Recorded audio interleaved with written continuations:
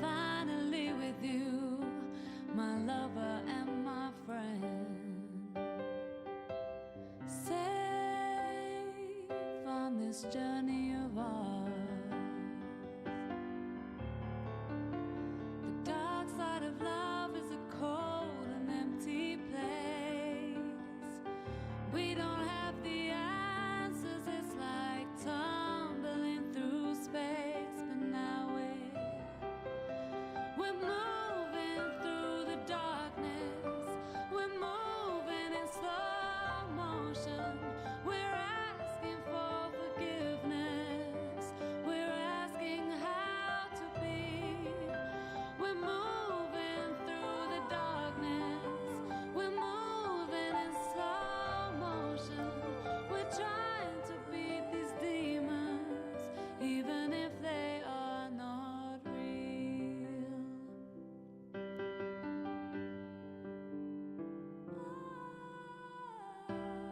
Hold me close, stronger together. We'll throw out magic spells. We'll laugh and cry and talk about it all until there is nothing left to tell. Dark side of love is a cold and lonely place. We don't have the answers, it's like tumbling through space, but we're moving in the darkness.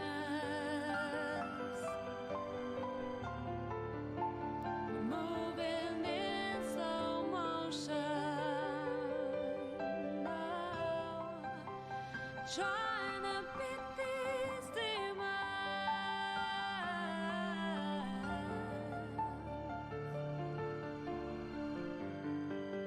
even if they are not real.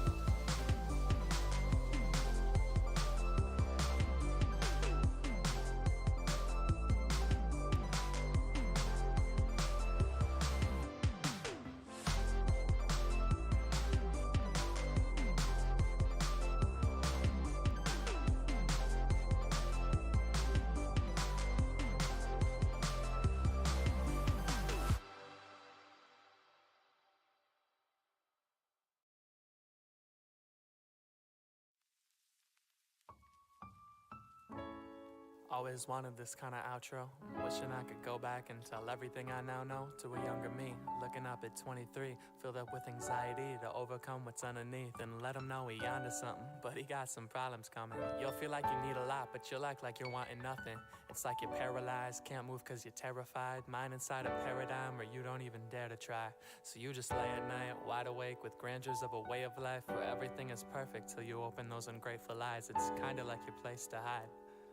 So instead, you'll do everything they say to do. You'll get a corporate job and make 100K out of school. The music still be working at it with your far from perfect habits. I wish that I could tell you that everything will be fine, but I'm not really sure I'm qualified to, because I thought I'd know what to say by now.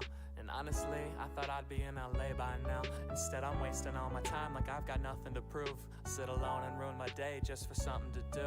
And it's been the same for years without an evolution. Claim to be the next to do it without ever executing. I got a mixture of excuses and a list of resolutions, and feel guilty doing anything unless I've been productive. But time doesn't wait, so I'm just missing moments. I'm getting older without getting any closer. Every week I board another flight that takes me farther from my goals and leaves me at a destination that is hardly like a home. So now I'm out of sorts and feeling out of pocket. I'm drifting out of port, I'm set on autopilot, and just to pay the price so I can pay the rent and either pay attention or feel this pain again. And honestly, I'm terrified that I'ma die and be forgotten quickly. If I go out, I don't know if there's a lot who'd miss me. Hopefully I'll really have a soulmate, so at least I'll have a body beside mine to be rotting with me.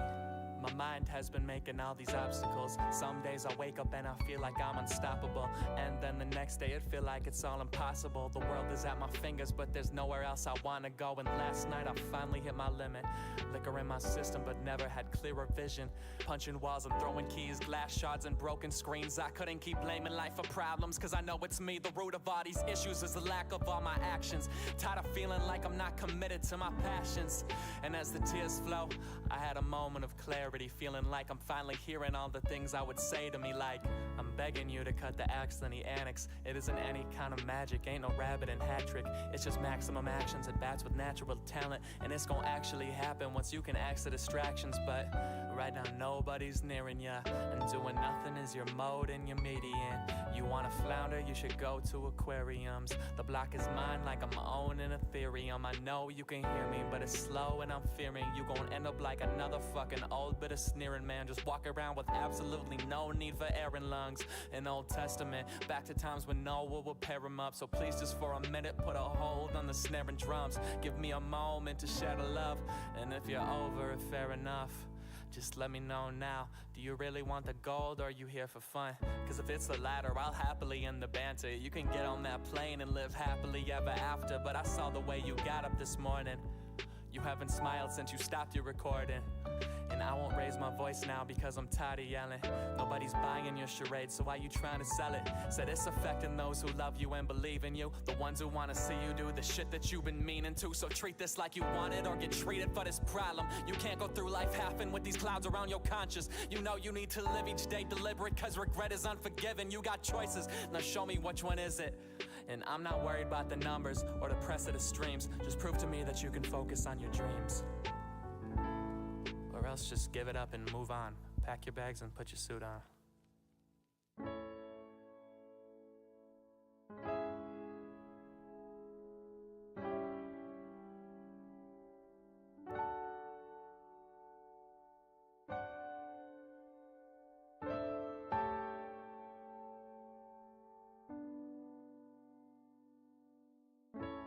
I just wanna love me as much as you love me.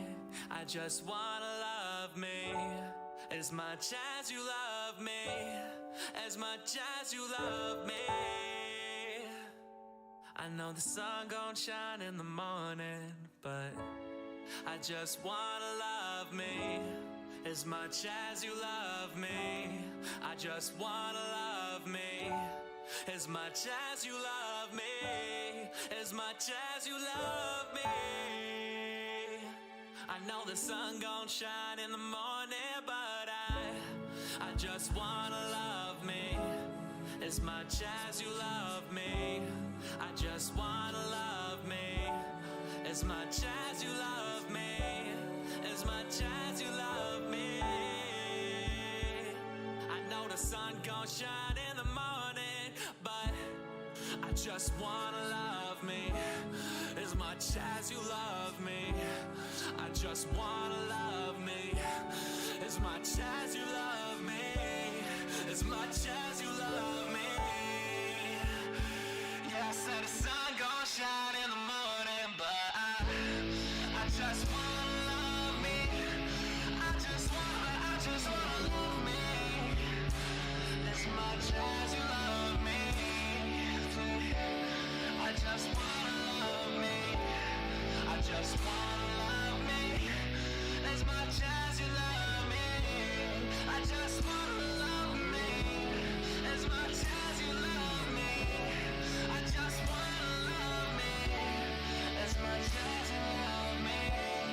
As much as you love me. Sun gon' shine in the morning.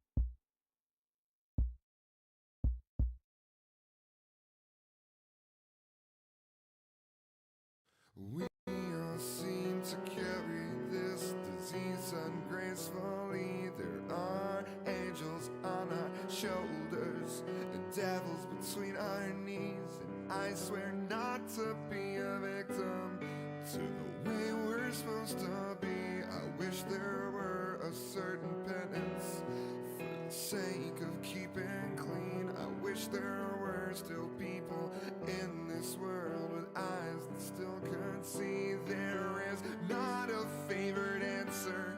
We're just waiting for the day when we can be more than we are. I know you think nobody cares, but I do.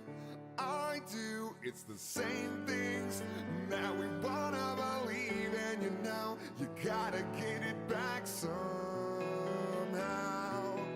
Don't you think it's time you find out? And just like you, I want to know just where I stand amongst the throngs of many masses, herded up and dressed like man. And I wish that they would stop and stare and wonder where they've been, but I still think there's hope here in the end. And I know you think nobody cares, but I do. It's the same things that we wanna believe, and you know you gotta get it back somehow. Don't you think it's time you find? It's crazy, but we've gotta move past this. I don't remember making promises, but I can keep a promise like this. Don't be scared now, I know it's cold, but I have been here before. I know how this might seem, but it will get better, yeah. Don't try to fight, we both know that what's here inside is right. I know you think nobody cares, but I do, and I have all along. But you know you gotta get it back somehow. Don't you think it's time you find? It's crazy, but we've gotta move past this. I don't remember making promises like this, but I can keep a promise.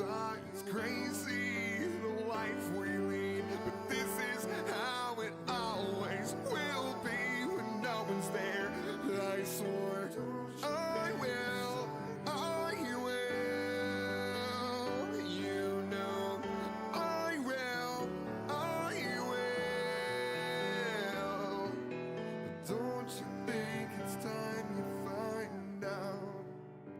I know you think nobody cares, but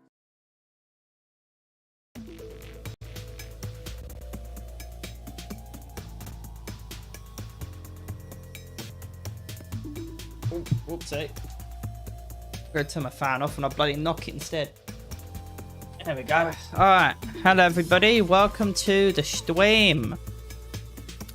Hopefully the time isn't completely wasted here. So today we're streaming more of the story game, the visual novel, which is Ethereal Enigma.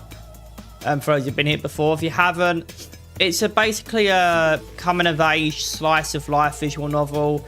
Visual like anime, you know, that takes place in a high school. You know, it's basically that. And the twist is that one day our protagonist that I play, that I also voice as well. I just use my own voice, but you know, I'm acting as the character, right? But our protagonist made a wish, and he didn't think it was going to happen, and he just thought, screw it, I'll just wish for anything. And he wished for a beautiful princess to fall out of the sky, and lo and behold, a beautiful princess fell out of the sky. And he's been dealing with her, trying to get her back home. And other people have joined in on the search as well. He's got a cousin who's helping him. Who found out at some point and is helping. He's got another friend who's trying to get with as well, Kira. And she saw the princess fall from the sky. She's trying to help. She's helping out as well. You've got Kose, which is his best friend, who's helping as well. He found out at some point. Basically, close friends and family. A few close friends and family found out, and they're helping as well. Some randos has joined the search as well. And the latest development is that the princess who's from another world has discovered that someone else is from her world as well, who's come to Earth, our world. And she's like, what are you doing here? How did you get here? You know? And basically, I've been working with her this whole time, even though she shits on me every chance she gets. She's basically she's a Tsunde character, Tsunde, however you pronounce it. She's a Tsunde character, but in the worst ways possible. Like, I'm not going to go into the rant now because I want to start the game up, but she's basically a Tsunde character, but the worst kind. And I really don't like Tsunde characters to begin with. It's hard to make me like a character like that. And she's the worst kind. She's the worst type of that kind of character. So I'm really not interested in her. I kind of want to get her back and get on with my life. So yeah, that's where we're at. Probably haven't explained it the best, but I hope I've probably given you enough to go off of. I know I don't do this every stream, but we're like 10 parts in by now. So if someone actually comes into like part 10, you know, it's going to be... I probably should have done that maybe after the first couple parts, right? But you get a story, you know, I just felt like giving a recap because we're like, you know, I'm like, this is the 10th stream I've done for the VN. So, you know, I kind of want to give a recap, you know, of the story so far. But yeah, we're just trying to help her get back. And the latest development is she discovered another person from her world is come to our world as well. The same, probably a similar way. And we're basically just trying to work together to get her home whilst existing in our world and getting on with our life and shit. So it's like a bit of, you know, it's like half and half. Anyways, let's actually get to it. Okay. Let's load up the game, and then I've got to bloody game capture, Enigma bush. Oh, there we go, and then that's there. So the game is there, music is muted. Game is there, music is muted. Game music, and then game music. So game music. Why am I keep saying that? Game is unmuted. Mics unmuted. Music is muted. Game capture is all good. All right, let's actually launch the game up properly now and start the game.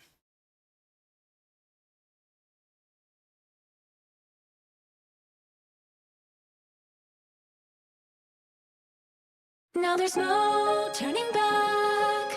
I know that we'll face whatever may come our way, 'cause tomorrow's a new day.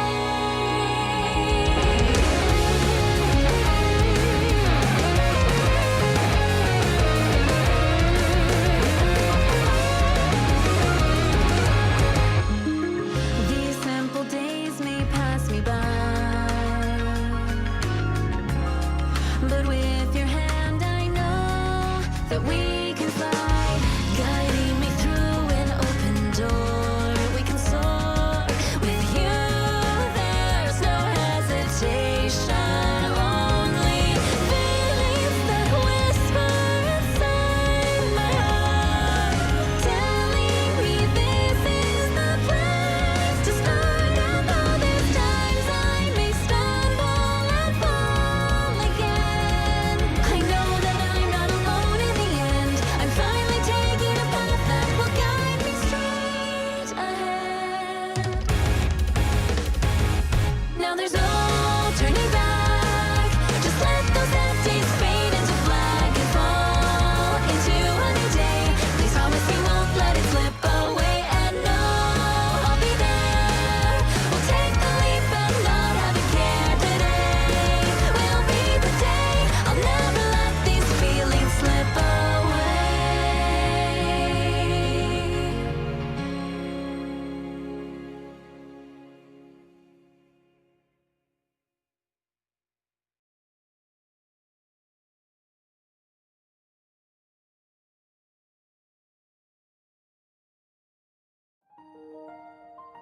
All right. Didn't exactly start exactly as, I mean, we didn't miss the exact start. It was like it started. I think like they started the intro like was on for like a couple seconds, and then it kicked in on OBS. It's really annoying, but close enough. And I don't really want to keep restarting it just to get the perfect intro. It starts exactly from like, yeah, I think maybe a couple seconds in, but it's fine. It is what it is. Right. Let's do one more quick check. So we've got game on, music on. Yeah, game is showing. Game audio, mic, music is muted. We're all good. Stream is looking good. Restream's looking good. Restream's looking good. YouTube is good. Twitch is saying unstable bitrate, even though they say 6,000. I've got it set to 6,000 OBS, but for some reason it goes above 6,000 sometimes, even though I've got it set to 6,000. I don't know. But I've never had anybody complain. I think maybe my friend Val came in and said about the stream was buffering for her, but she went over to YouTube and it was fine.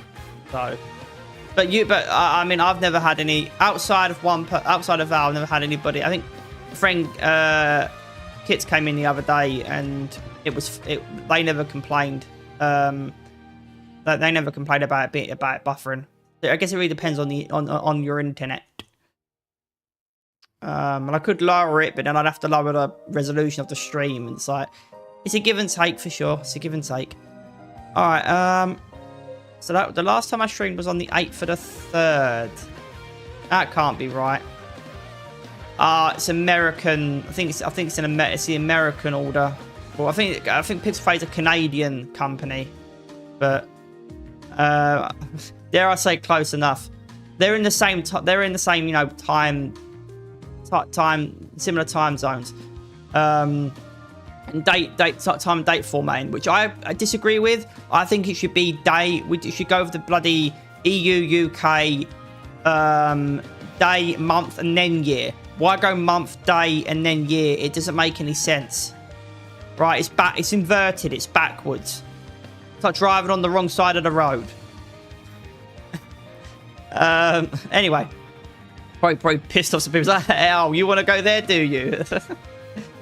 As an Englishman with all my heart, bring it on. No, seriously. But anyway, so it'll be the 3rd of the 8th, because the 8th would be Thursday, and I streamed the fighting stream Thursday, not visual novel. So the 3rd of the 8th, that would be last Saturday. So exactly a week ago. That's the save I think we go for. Yes. All right. Don't remember what we did last, so let's just get into it. With a wide yawn, I push myself out of bed. We've had a short week at school as everyone prepares for the upcoming holiday. We've had a short week at school as everyone prepares for the upcoming holiday, Family Day. It's a special day that gives families a break from their busy schedules so they can unite and spend quality time together. Matsukaze takes the holiday seriously, and the community puts lots of events that people of all ages can enjoy. The celebration spans the entire weekend, although the actual holiday is observed on the following Monday. I hurry up and get ready. Today is the last day of school before the break.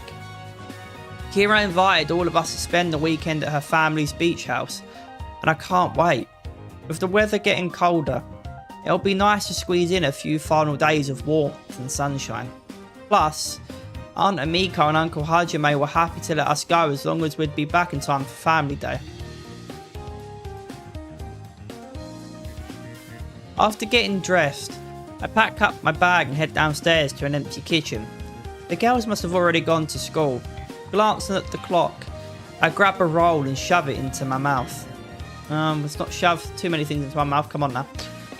I need to get going before I'm late. I quickly sling my bag over my shoulder and put on my shoes before heading out the door. The walk to school goes by smoothly as I simultaneously power walk and eat. That's not a good thing to do, I don't think.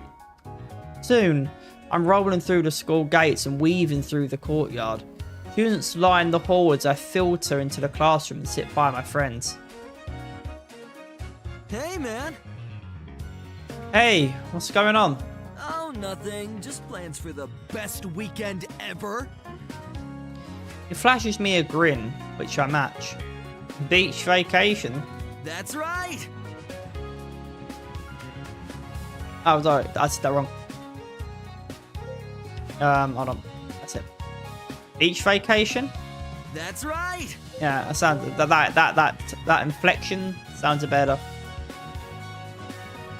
Mina turns to Kira. Are you sure it's okay for all of us to stay at your beach house?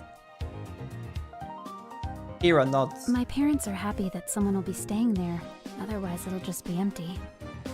An empty house is really sad.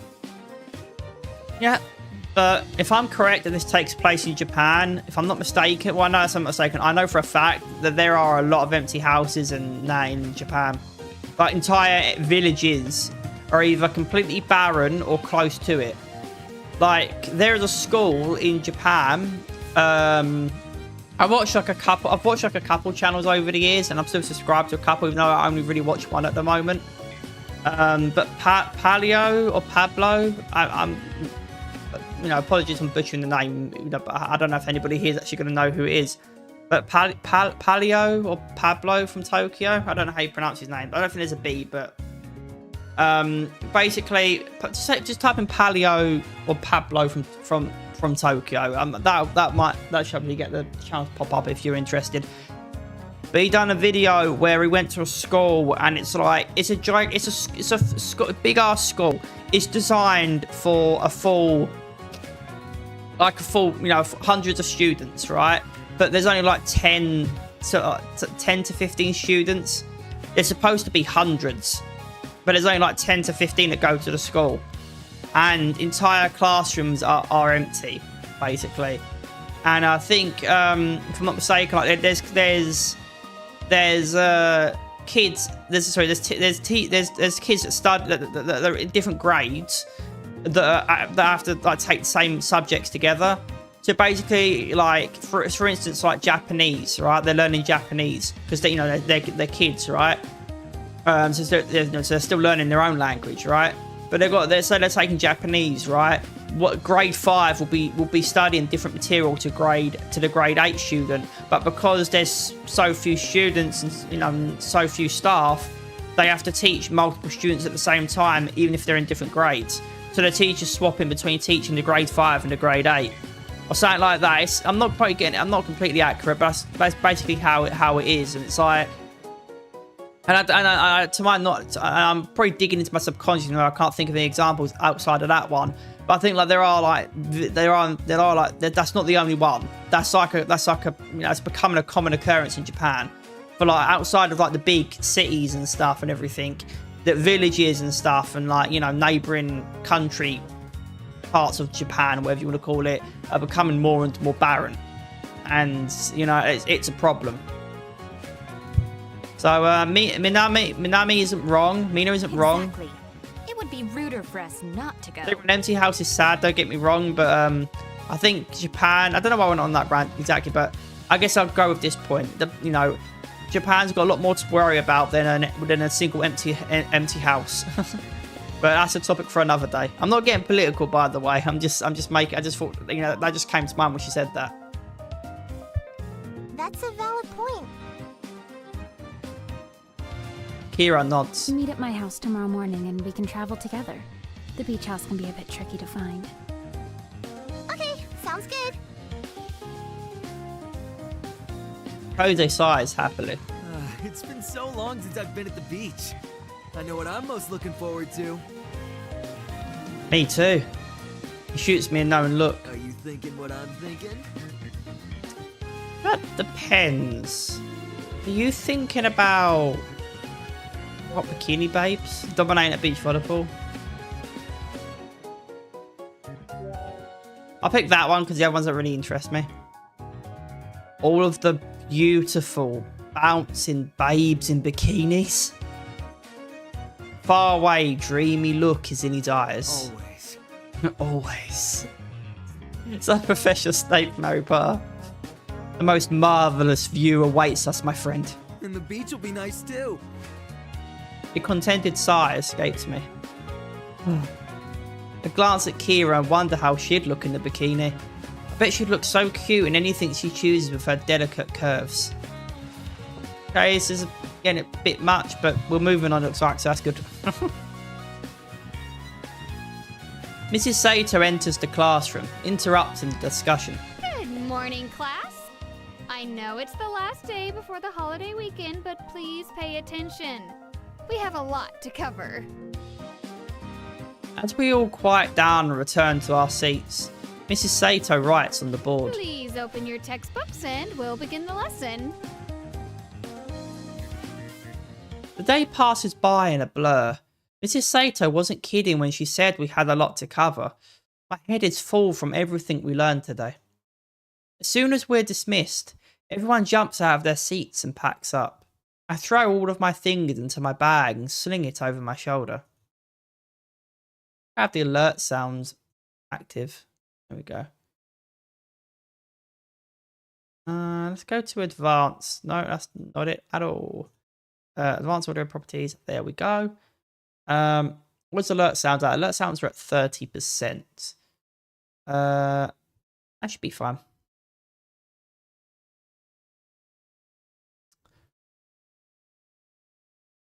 Time to go to my club meeting. Hurrying out of the classroom, I make my way to the club room.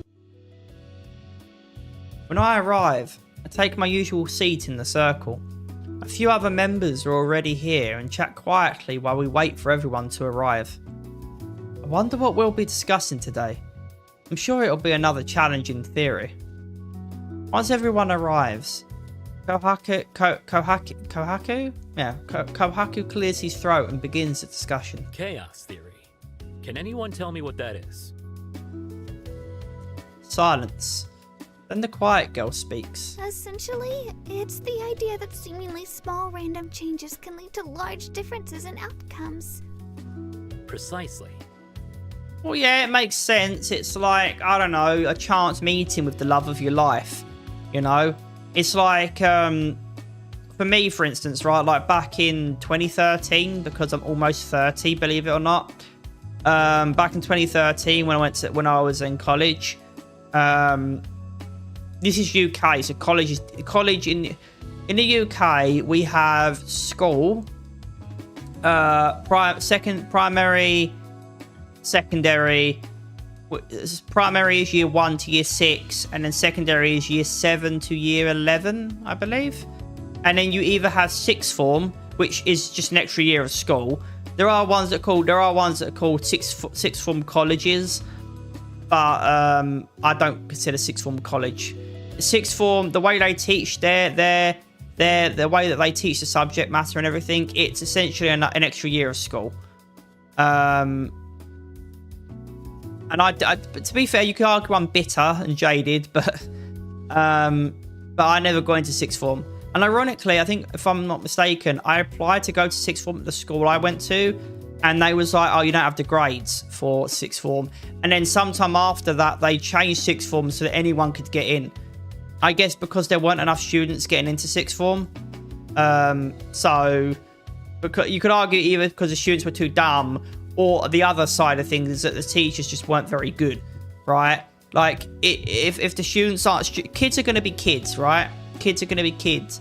But at some point, you have to think, is it the fault of the kids for not focusing and putting in the effort to learn? Or is it the fault of the teachers for not making the material, you know, engaging enough and teaching the kids in a way that they need to be taught? That's nothing, right? I mean, kids are going to be kids. But you also got to remember that some kids learn in different ways and stuff, right? Anyway, I'm digressing. I applied, I didn't get the grades, and I didn't get the grades, and went to college, went to a training centre instead, which is where they send like job seekers people and stuff. Again, this is UK things. Then I went from that to college and stuff. The point is, right, this is all leading somewhere. The point is, if I didn't go to, and if anything, small little changes, right? It's a big, you could argue they're big changes, but I mean, like, small as in, like, you know, instead of going to sixth form, I guess it depends on your perspective, right? What's a small change versus what's a big change, right? That all depends on your perspective and how you take, and how you know, what it means to you and the impact, you know, the significance of it. I would argue these are big changes in my life, but small as in, like, instead of going to sixth form, I went to college. I went to a training centre, right? And then to college, further education, right? Instead of going to sixth form, I would argue that's a small change. The significance of going to an institution after school, that's important, or that's a big change. But the small change is going to sixth form or to college, right? Because ultimately they'll amount to the same thing. I will learn, I will expand my knowledge and my experience, my skill set, right? Anyway, I went to college, level 1, met people in level 1. Level 2 is where I got my first proper girlfriend. I know. Big monumentous moment. The point I'm making is that if I didn't go to college, if I got into sixth form, or they changed the rules when I went there to accept anybody. Like, you didn't have to have good grades to get in. They made it more, they lowered the requirements to get in so they could accept more students, right? If I got into sixth form instead of college, I might not have got to level 2. And another thing that happened is I was studying health and social care level 1. I was going to go and do level 2, level 3, etc. Right? And I guess I don't really remember. I think it was maybe like a social worker. I wanted to be like a social worker or something. But basically, I swapped at the last minute before going on to level 2. I swapped to level 2 creative media production, which is film and gaming, basically. And then from that, I went to level 3. And then I swapped, in level 3, I swapped from the game group to the film group. Because I had a friend, well, an acquaintance, I guess, more than a friend, an acquaintance, who swaps over to the film side.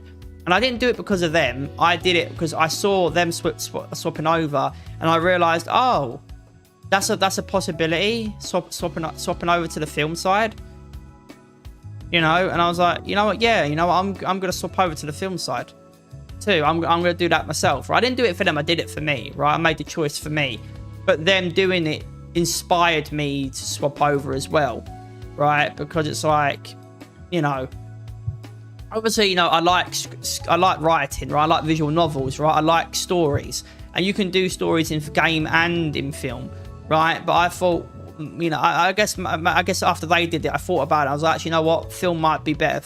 I might just go into full film. Because you did a mix of both in level 2 and level 3. There was groups. It was separated into groups. Whereas level 2, you just did both of them. You was in one group, you just did both of them. Whereas with level 3, you actually quote unquote specialized into one or the other, right? And I did originally game. Anyway, level 2, obviously, like I said, level 2, I met my first proper girlfriend, right? I had a couple close calls beforehand, but I would argue none of them were real proper relationships. My first proper one was in level 2. And if I went to sixth form instead of college like I originally planned, if I'm remembering correctly, this is like years ago, decades ago, like well over a decade ago. If I went to college if I went to sixth form instead of college, I would have never have met her, right? And I would have never have met some of the people along the way and gained the friends that I did and had the experiences that I did. Right, like that change, that fork in the road, sixth form or training center, which eventually, you know, got me to college and then got me to uni. Right, like none of that would have happened if I honestly believe if I went to sixth form instead of college, especially with the sixth form at that school, which was a load of crap.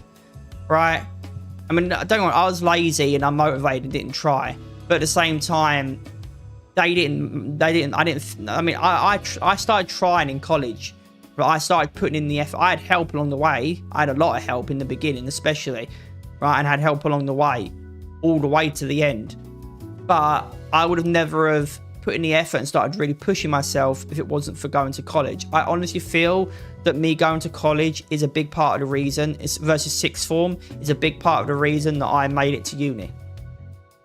So, you know what I mean? That to me is a small change. The significant big change is going to education after school, right? But the small change is going to sixth form or to college, right? Because they both amount to the same thing, but different ways of teaching, different requirements, right? Different stuff, different grading criteria. So, you know, I know I went on a huge rant there, but you know, we're you know. That's what makes it, you know, it's content, you know. There are still more than a couple of blank looks. Think of the butterfly effect. Chaos theory would predict that the butterfly flapping its wings at precisely the right moment could lead to a hurricane forming on the other side of the world. Yeah, that's dumb. I'm on board with chaos theory when it's like a small change has a knock-on effect, a domino effect. I agree with that. You choosing to go left instead of going right. I can buy into that, but a butterfly flapping its wings and that makes a hurricane happen.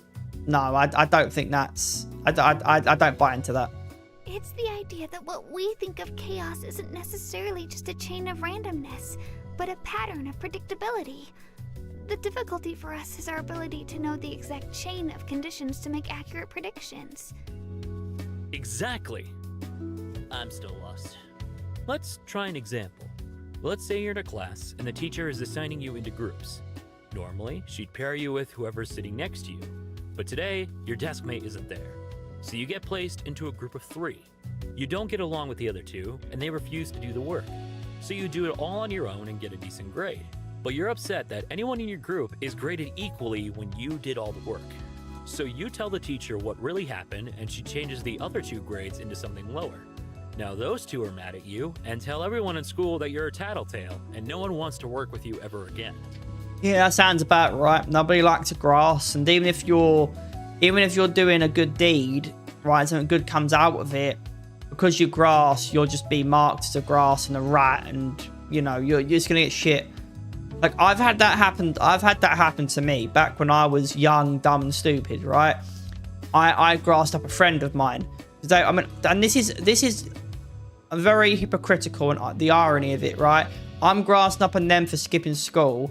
Right, I went to school that day and I grassed them up for not going. Right, I believe. But the irony of that is there were years I didn't go to school.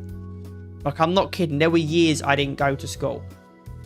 And I'll get maybe on another stream, maybe the fighting stream or something. I'll get into that more. You know, talk about it. You know, maybe you learn something. Maybe you'll even be inspired, right, of what not to do.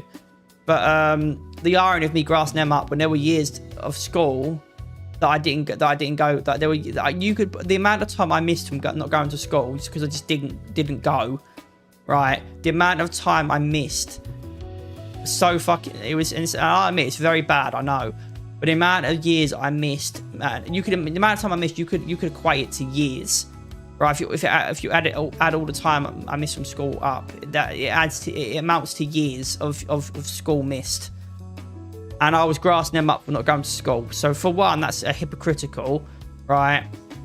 And then secondly, I'm grassing up a friend, right? Hey kids.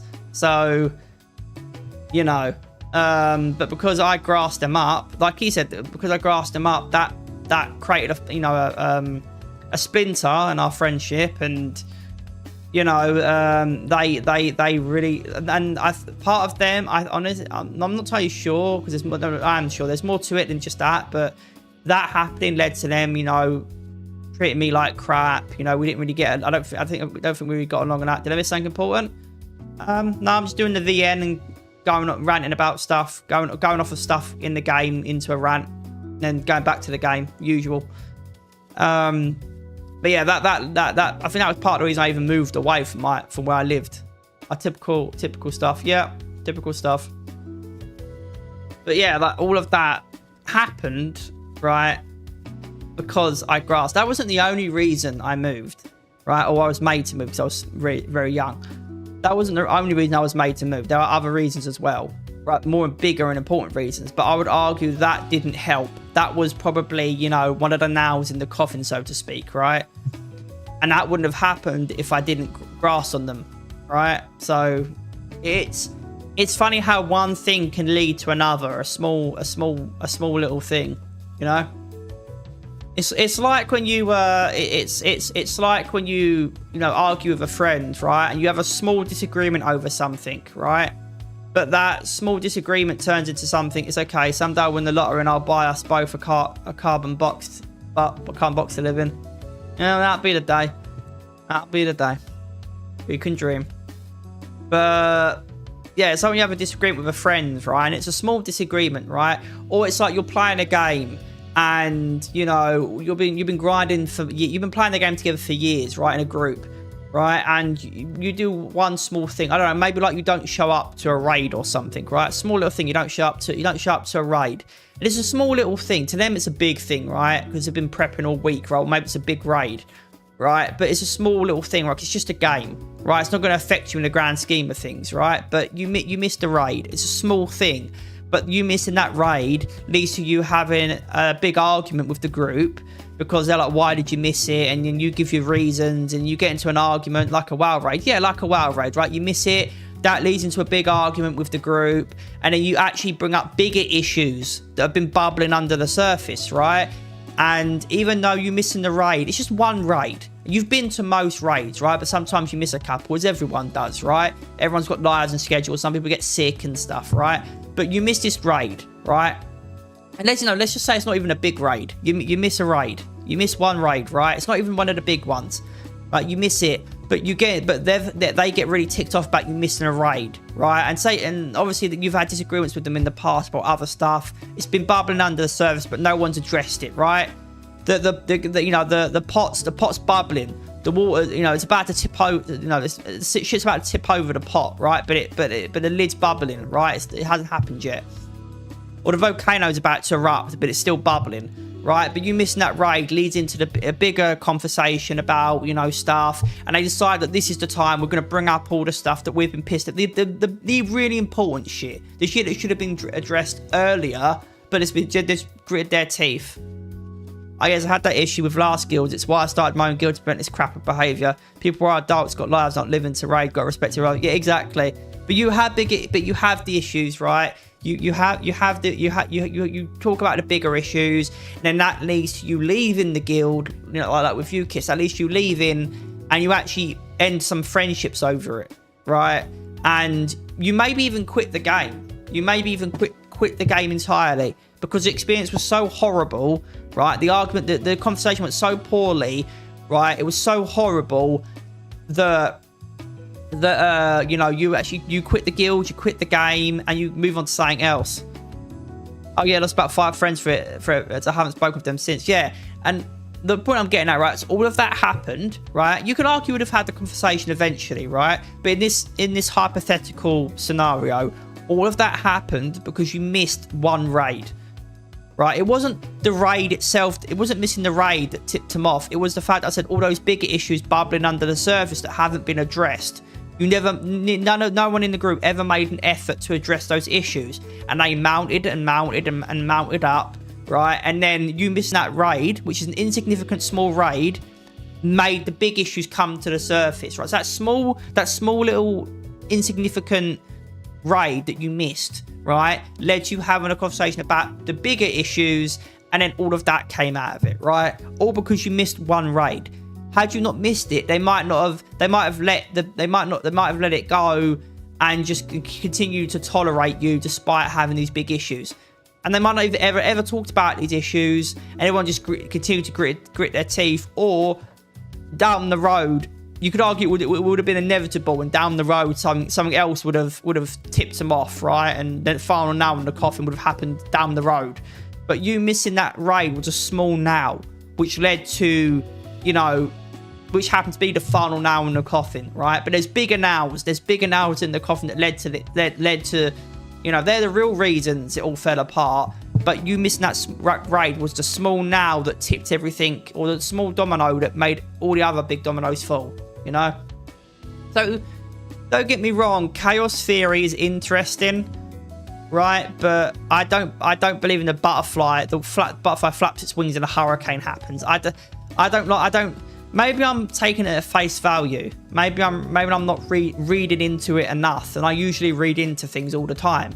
Maybe I'm taking it at face value, but I don't buy into a butterfly flaps its wings and a hurricane happens on the other side of the world. I think that's stupid, right? But I do buy into the idea of, you know, a small change, a small little thing can lead to bigger things happening, right?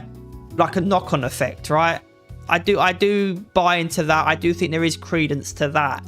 Just not the, you know, butterfly flap its wings and a hurricane happens. I think that's a little bit too far out there for me. But I do buy into the small things can lead to bigger things, you know, a domino effect, a knock-on effect. I couldn't be on a raid as I had a job interview. They started bringing up older shit. So exactly what I said. There we go. And it's like they're saying in the novel, in this novel with the chaos theory.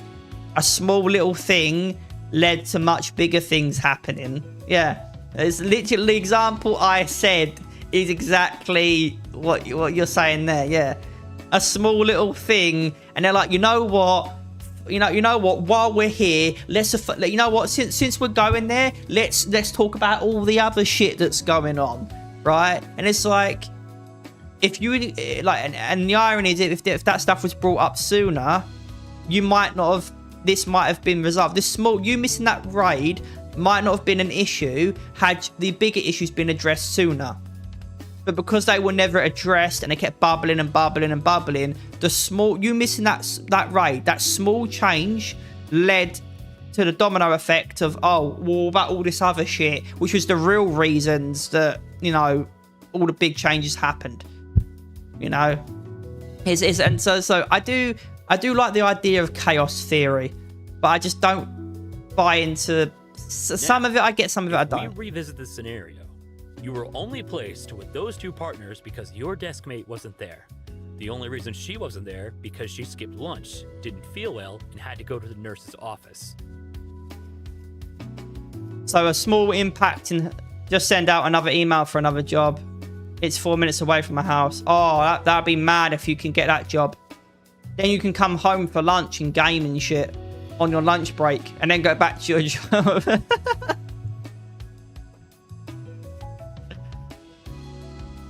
I mean, it's a good thing. I don't think they allow that. I mean, it's a good thing it's not right next to your house, because you go on your lunch break and then they hear your horse laugh that you do, right? Or horse laugh. Imagine it's my neighbours. That's the thing, right? Imagine if your workplace was right next to your house. So, oh my god. So you start saying shit or laughing your ass off, and your boss can hear it. Their office is right next. Their office is right next to your bedroom, so they can hear you. They can hear you whacking one out because you're right next to their office. but they can't bring it up because you're at home. Nah, exactly. You don't. It's nice to have a workplace that's near you, but I would argue that it needs to be a certain distance away, right? If it's too near, that can cause problems. Like, jokes aside, if your workplace is too near, that can cause problems.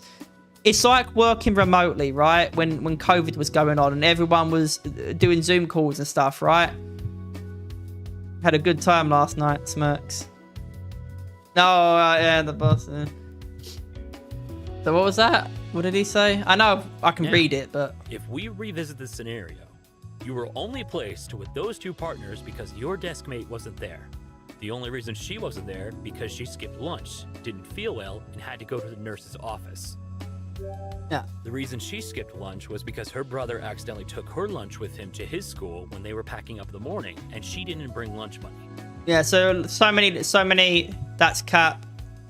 So many different things led to so you in this scenario, you fell out with kids at school because you were placed with a different group because your usual partner wasn't there.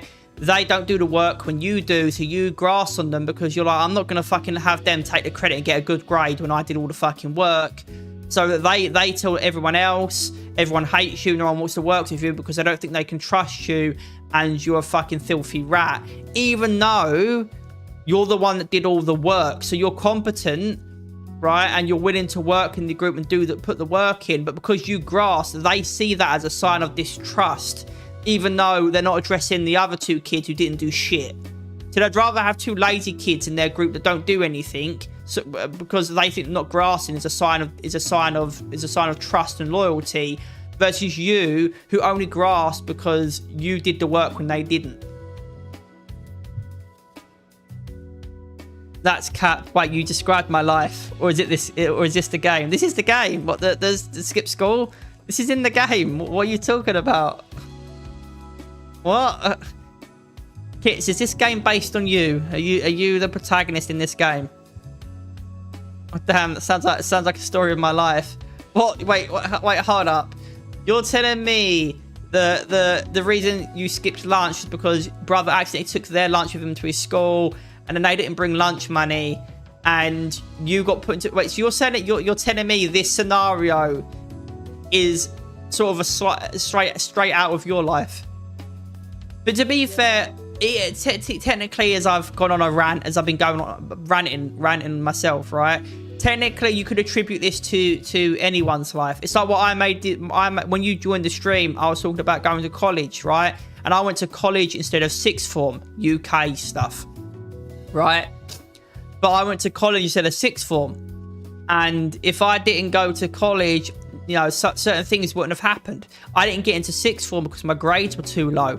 But going to college led me to go into uni because I worked my way up the ladder because of the education system at college, or further education versus sixth form. That would have never happened had I not gone to the training centre and then to college and etc. If I went to sixth form, right, because of how they teach you, because of how the curriculum works in sixth form, I might not have done as well as in college. I wouldn't have engaged with the material. I would not have been as committed. And I would have just given up, and I wouldn't have the qualifications I do now, right? So that small change of going to college instead of sixth form, and I met a girlfriend at sixth form. I met people, I had romantic relationships at college, you know, which would have not have happened had I gone to sixth form instead of college, right? So this scenario, you know, how the chain of events happen and blah, one thing leads to another, you know, this could be attributed to anybody, but this specific scenario, if it can be attributed to you, is a big coincidence. Right, held a message for race, ethnicity, or religion. What? Oh, it thinks Jap is being Jap is being racist. Yeah, that's it thinks Jap is racist, Well, you could say, you could be talking about, you know, you could be talking about Japanese, but you say Jap instead of Japanese because it's shorter and quicker to say, you know? You can't really do that with English. But then you could say, but then people, but we get called British, not English, right? But you can't say ing, you know? Oh, I can't stand them ing people or eng people, you know? I don't think you can shorten ing. You can't abbreviate it. You can't abbreviate English, right? Oh, the English, you know, the eng, the eng. I can't stand the eng, you know, like because eng it doesn't. You can't short. You can't. That doesn't sound right. If you stay with British, if you say Brit, Japanese slang for non-stop talking. Yeah, I think in the filter detected Jap. I think that's what I'm saying. That's why it probably filtered it, because it thinks Jap is short for Japanese, and I think Jap is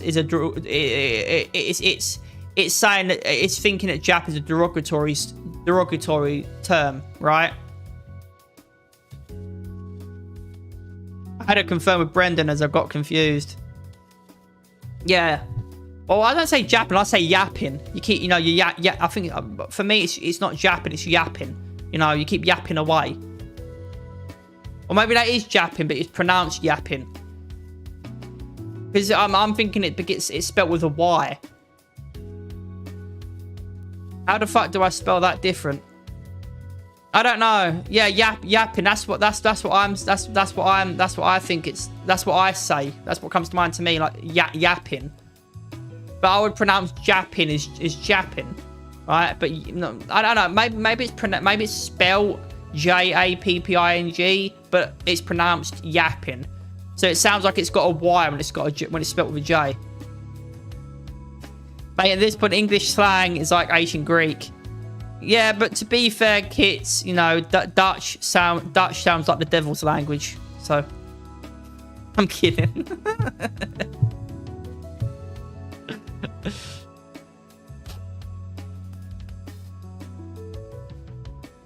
And the reason her brother didn't pay attention while grabbing his stuff was because he didn't sleep well the night before.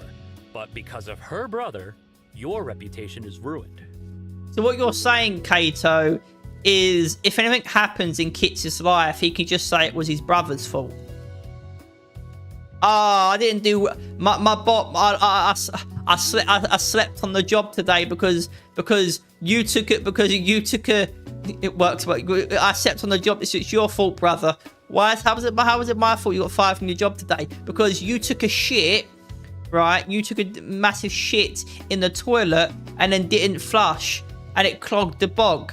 And then I had to unclog the toilet because I needed a shit, right? And that took me like a whole hour because your shit was meaty and blocked the fucking toilet, right? And I got really stressed trying to clean it up, and I was really tired. I got so stressed and so pumped full of energy that originally I was tired, but now I'm more awake because I had to clean that, and I got so angry for having to clean it myself that pumped me full of adrenaline. And so I didn't go to bed. I didn't go to bed at the time I was supposed to because I had to, you know, let the adrenaline wear off. So I didn't get as much sleep as I needed to. So when I went to work, I fell asleep. So what I'm saying, bro, is it's your fault that I got fired because you had to fucking take a massive shit and couldn't flush.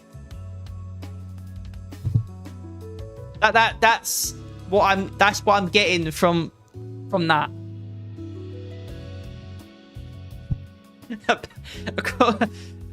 In it blood, you tell them. Exactly. That's what. So what I'm hearing is if you've got a sibling, if anything ever goes wrong in your life, you can just blame them and then come up with some bullshit epic tale of Beowulf that one thing led to another and tomato, and that's why it's your fault.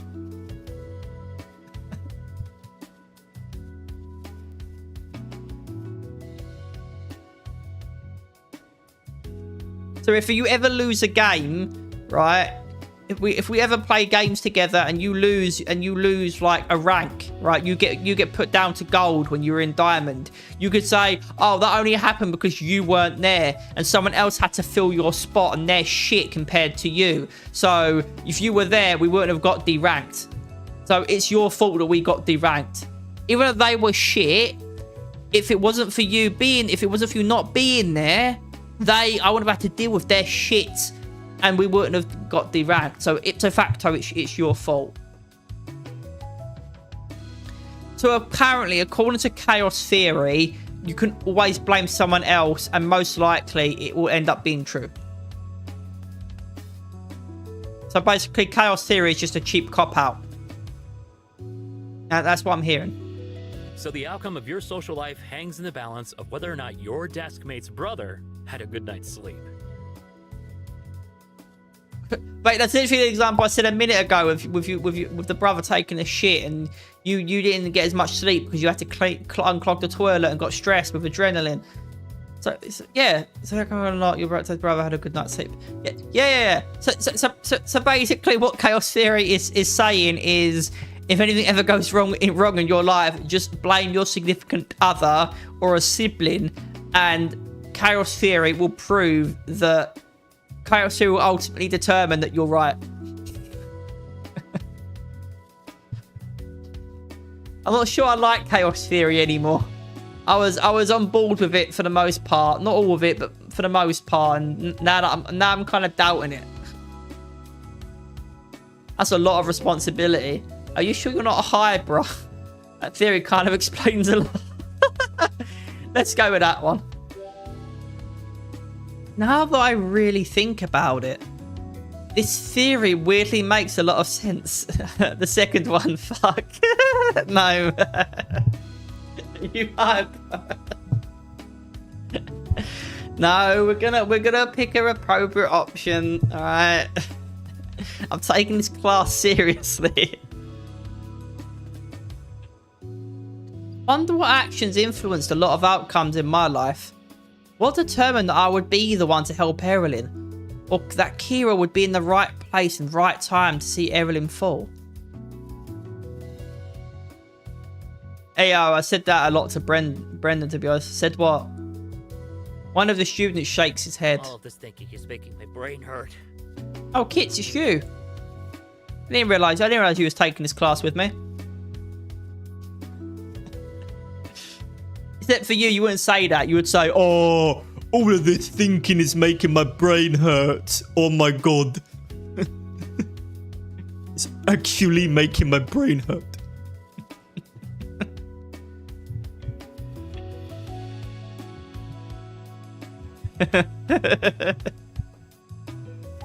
Now, listen to him. It's not the right tone of voice, but this sounds like something you would say. Thinking is making my brain hurt.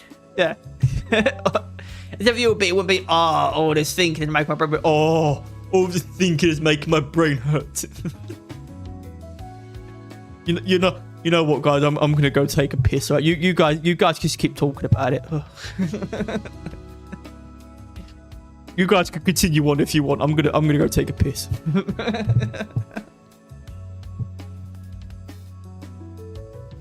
I'm gonna take a coffee break. I can't be fucked to use my brain. Exactly.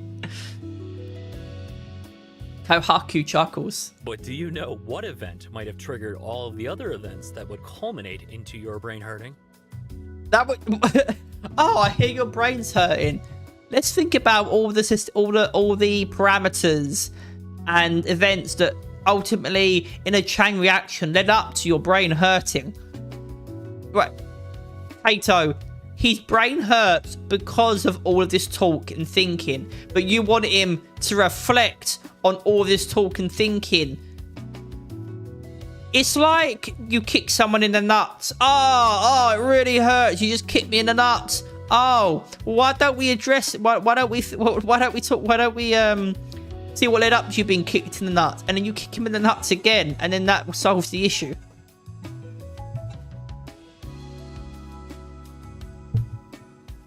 It's like I'm fat because I keep eating, so I'm just going to keep eating and that'll fix itself. It'll balance out if I keep eating. Back in a sec.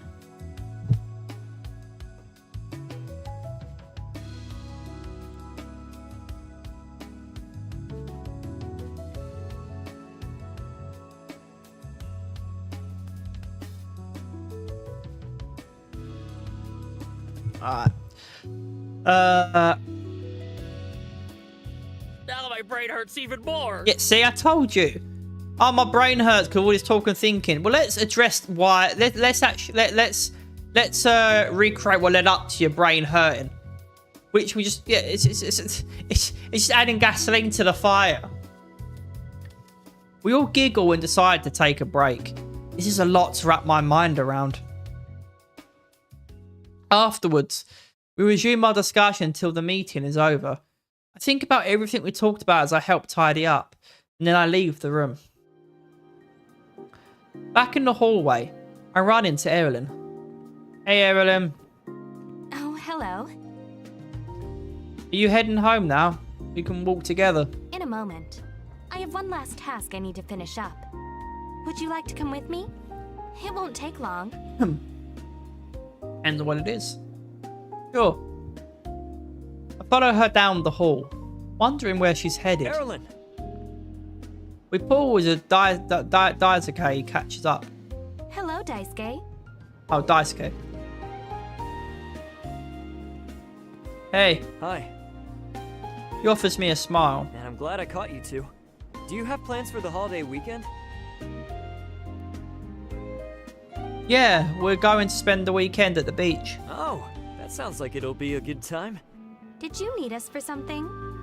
I may have a lead on something that could help us get home and was planning to track it this weekend. That conflicts with the beach house. Erilyn becomes alert, her expression turning serious. This is the first news we've had. This is the first news we've had regarding the investigation in a while. What sort of lead? Not entirely sure, but there might be someone at the shrine who's worth talking to. I've gone down that road before. Daisuke nods. Yeah, I know. But it can't hurt to check it out. Did you want us to join you? He shakes his head. No, go to the beach and have fun. I don't know if this will pan out, and if it leads to a dead end, I'd feel awful if you missed your plans for it. If it has to do with Veldin, then perhaps it would be best if I were there. No, really. I've got it covered. It'll be a lot of waiting around, and we might not even find anyone. I know how that feels. Yeah, so don't worry about it. I'll keep you updated. I just figured I'd keep you in the loop. Erilyn hesitates, then nods. And so long it touches the ground. Yeah. It always baffles me in animes and just animes, visual novels, that type of media where females are depicted with hair, or even males sometimes, right? But typically females, hair so long. It's like, how do you wash that? How do you dry it? Like, when you sit down, your hair is you're going to be sitting on your hair and pulling it. If you think about it, your hair could be covered in so much shit. You'd literally have to wash it every day. It would take hours to wash and then hours to dry. Like, it would literally be a second job taking care of maintaining that kind of hair. Like, why would you want that? Like, I get it because it's supposed to be appealing. It looks really cool with long hair like that. But practically speaking, it doesn't really work out that great. Like, I got so pissed off with my long hair at one point that I actually cut it off myself. And I did a shit job of it. It doesn't look very great, but I wear a beanie most of the time anyway. You prefer them bald. Women? Hell no. I prefer hair on my women. Some people think the less hair the better. No, I'm the more hair the better. Now, does that mean I want my woman to look like a Wookiee? No, I do not want to fuck a bear or fuck a Wookiee. Okay? That's not what I'm saying. I don't want a Wookiee, all right? I don't want a bear, okay? I just like them to have some hair, Okay? But not so much hair that you look like a Star Wars character. I think a monkey would be good for you. No, I don't want a monkey. Too much. They're too lively.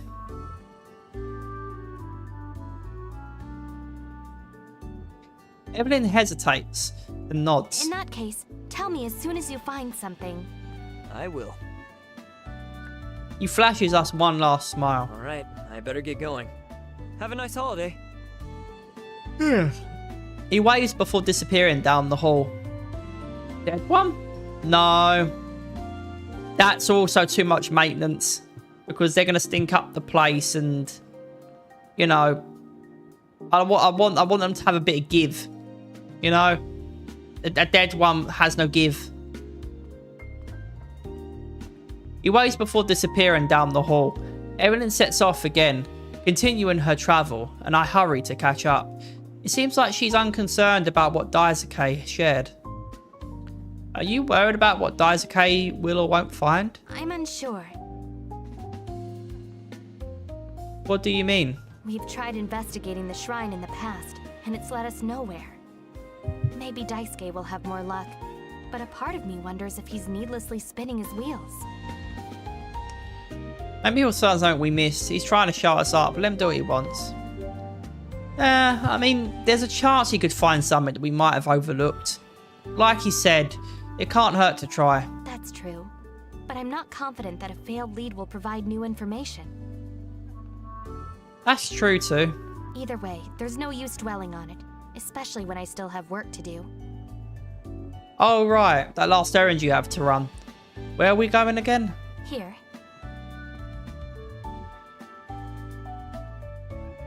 He pauses in front of the music room. I've never been here before. Instruments are tucked neatly in their cases as chairs and music stands fill the space. In one corner stands a large, decorated harp, while the other corner sits a piano. A girl with curly, ginger hair plays a simple melody, her fingers dancing across the ivory keys. She's slender, with striking blue eyes and freckled pale skin. As soon as she notices us, she stands up, chopping the melody short. Oh, Evelyn! Sorry, I didn't hear you come in. Hello, waifu material. Maisie, may I see your number? Yeah? No? Alright, it was worth a shot. Hello, Maisie. I didn't mean to interrupt. I'm not gonna lie, I'm kind of proud of that one. It's sad, but yeah, I'm kind of proud of it. The girl shakes her head. It's okay. You weren't interrupting. I'm glad to hear that. I just came to make sure the harp that was ordered for the music club's showcase arrived.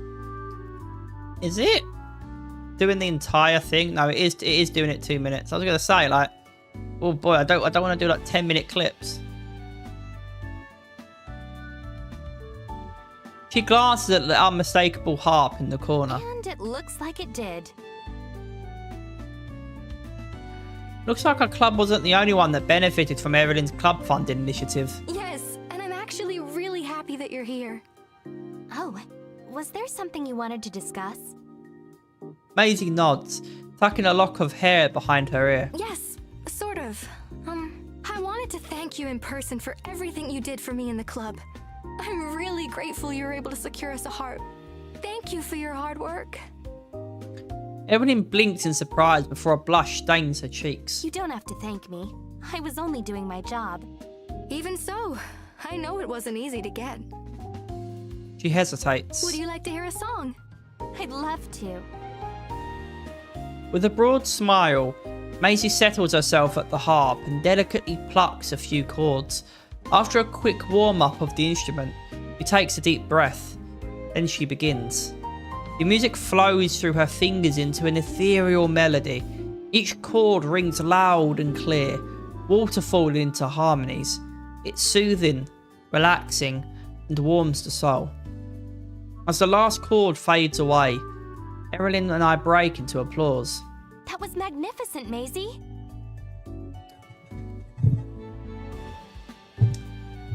Yeah, you were amazing. You really think so? Thank you. She beams brightly, her eyes sparkling. How long have you been playing the harp? Just today. My jaw drops. Seriously? Yeah, I played both the violin and piano growing up, but I've always loved the sound of the harp. I watched a lot of videos to prepare, but I can tell I still need a lot of practice. I never would have guessed. You sounded like a professional.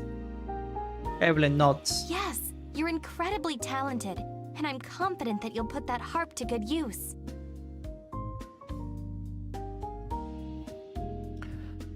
Maisie's face lights up. Thank you. I'm really excited to perform at the showcase.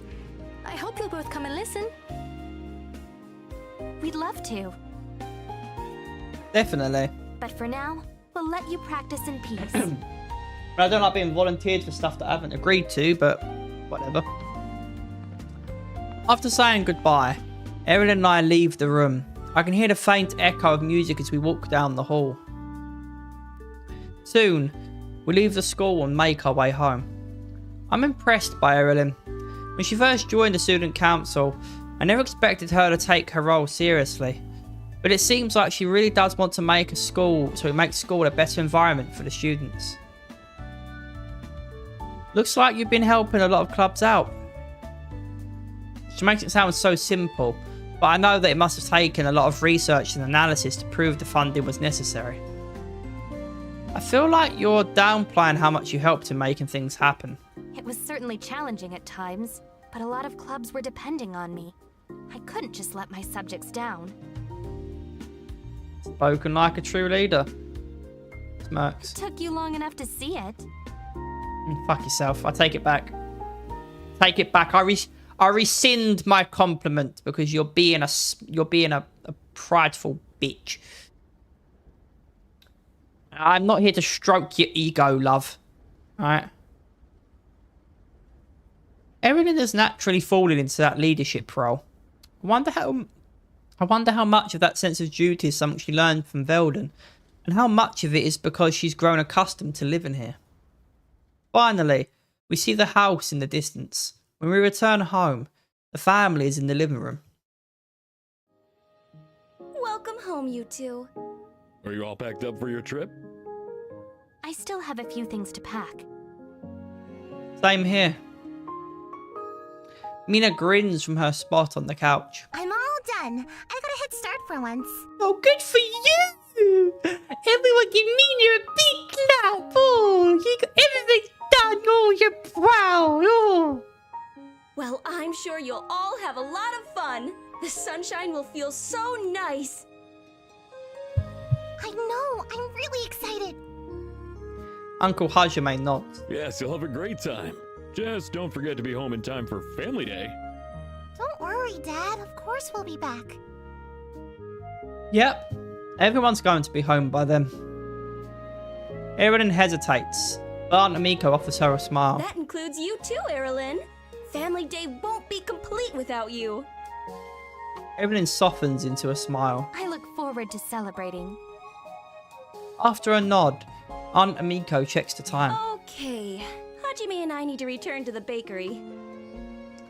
I'm going to finish packing them. As will I.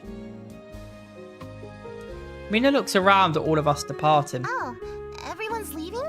Well, I have plans too. Yeah? What are your plans? It's a secret.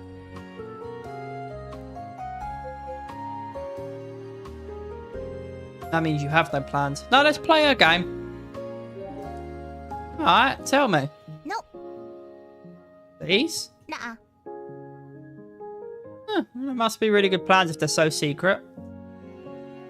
Everyone's already halfway up the stairs by the time Mina and I are done talking. I hurry upstairs and split off into my room. Let's see. What do I need for the beach? I gather my swimsuit and towel, and then throw in a bottle of sunscreen, other essentials, like my binoculars, my camouflage gear, and my fake face that I can wear should I be discovered in a bush or peeking into the girls' changing rooms. Next, I grab extra change of clothes and shoes. Shuffling around the room, I pull out what I need and toss them into my bag. Finally, I'm done. Take one last look around and then zip up my luggage.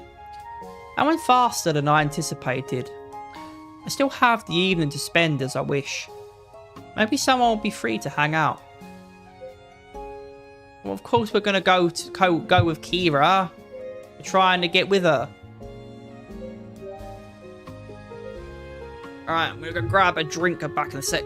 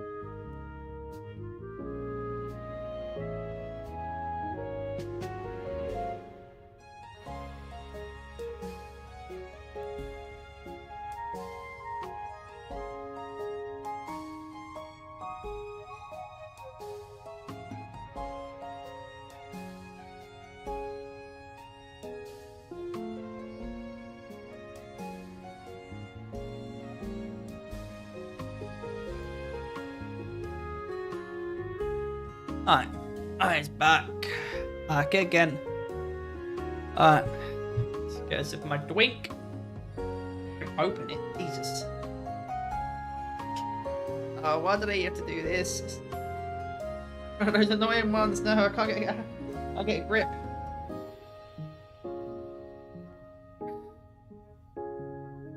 I've got enough to loosen that.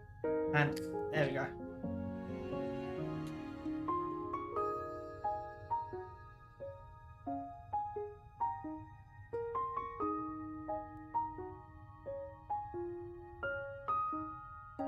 Oh.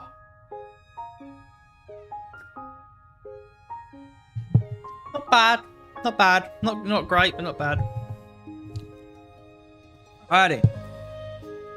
Let's do this. Kira. Alrighty. Hello. I dial Kira's number and she quickly answers. Hello. Hey, Kira. Oh, hi. She sounds weirdly out of breath. Are you okay? I think so. You think? My parents shipped me a new TV, but the delivery arrived while I was at school. I'm trying to carry the box inside. Oh, that's what you're doing. Most of our minds went elsewhere. Okay.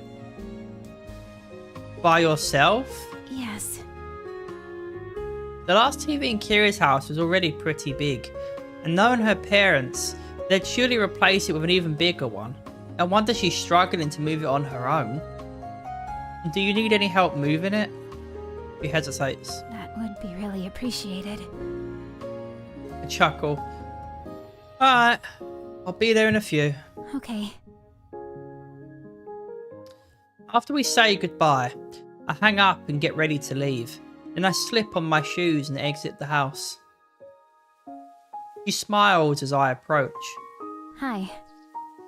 Hey. Thanks for coming to help. No problem.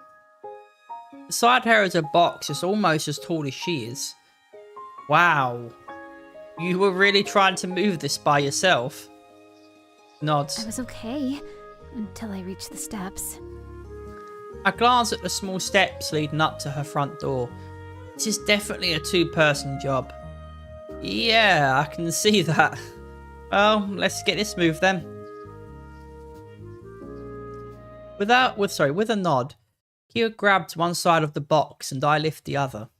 Carefully, we squeeze through the front door and gently place it down in the living room.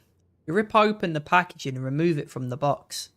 Next, I help Kira move out her old TV before we lift the new one to take its place. Once the TV is secured, we both collapse onto the couch.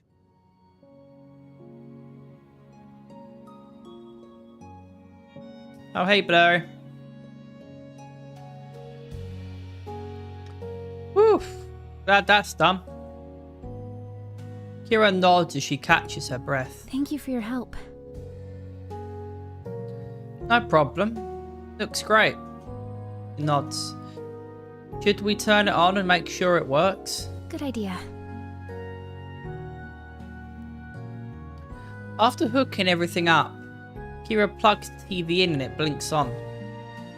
So far so good. She finishes setting up her accounts and the screen turns grey while it updates. I guess there's nothing left to do but wait. Should I stay or go? I came over to help and it seems like she's got it handled from here. Sneak a glance at Kira and catch her staring at me.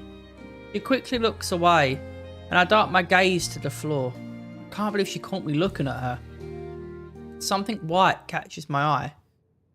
Hey, Kira, there's a card here addressed to you. Must have fallen out when we were moving stuff around. Oh. She sounds indifferent, but pads over and sits by me, opening the card. It's from my parents.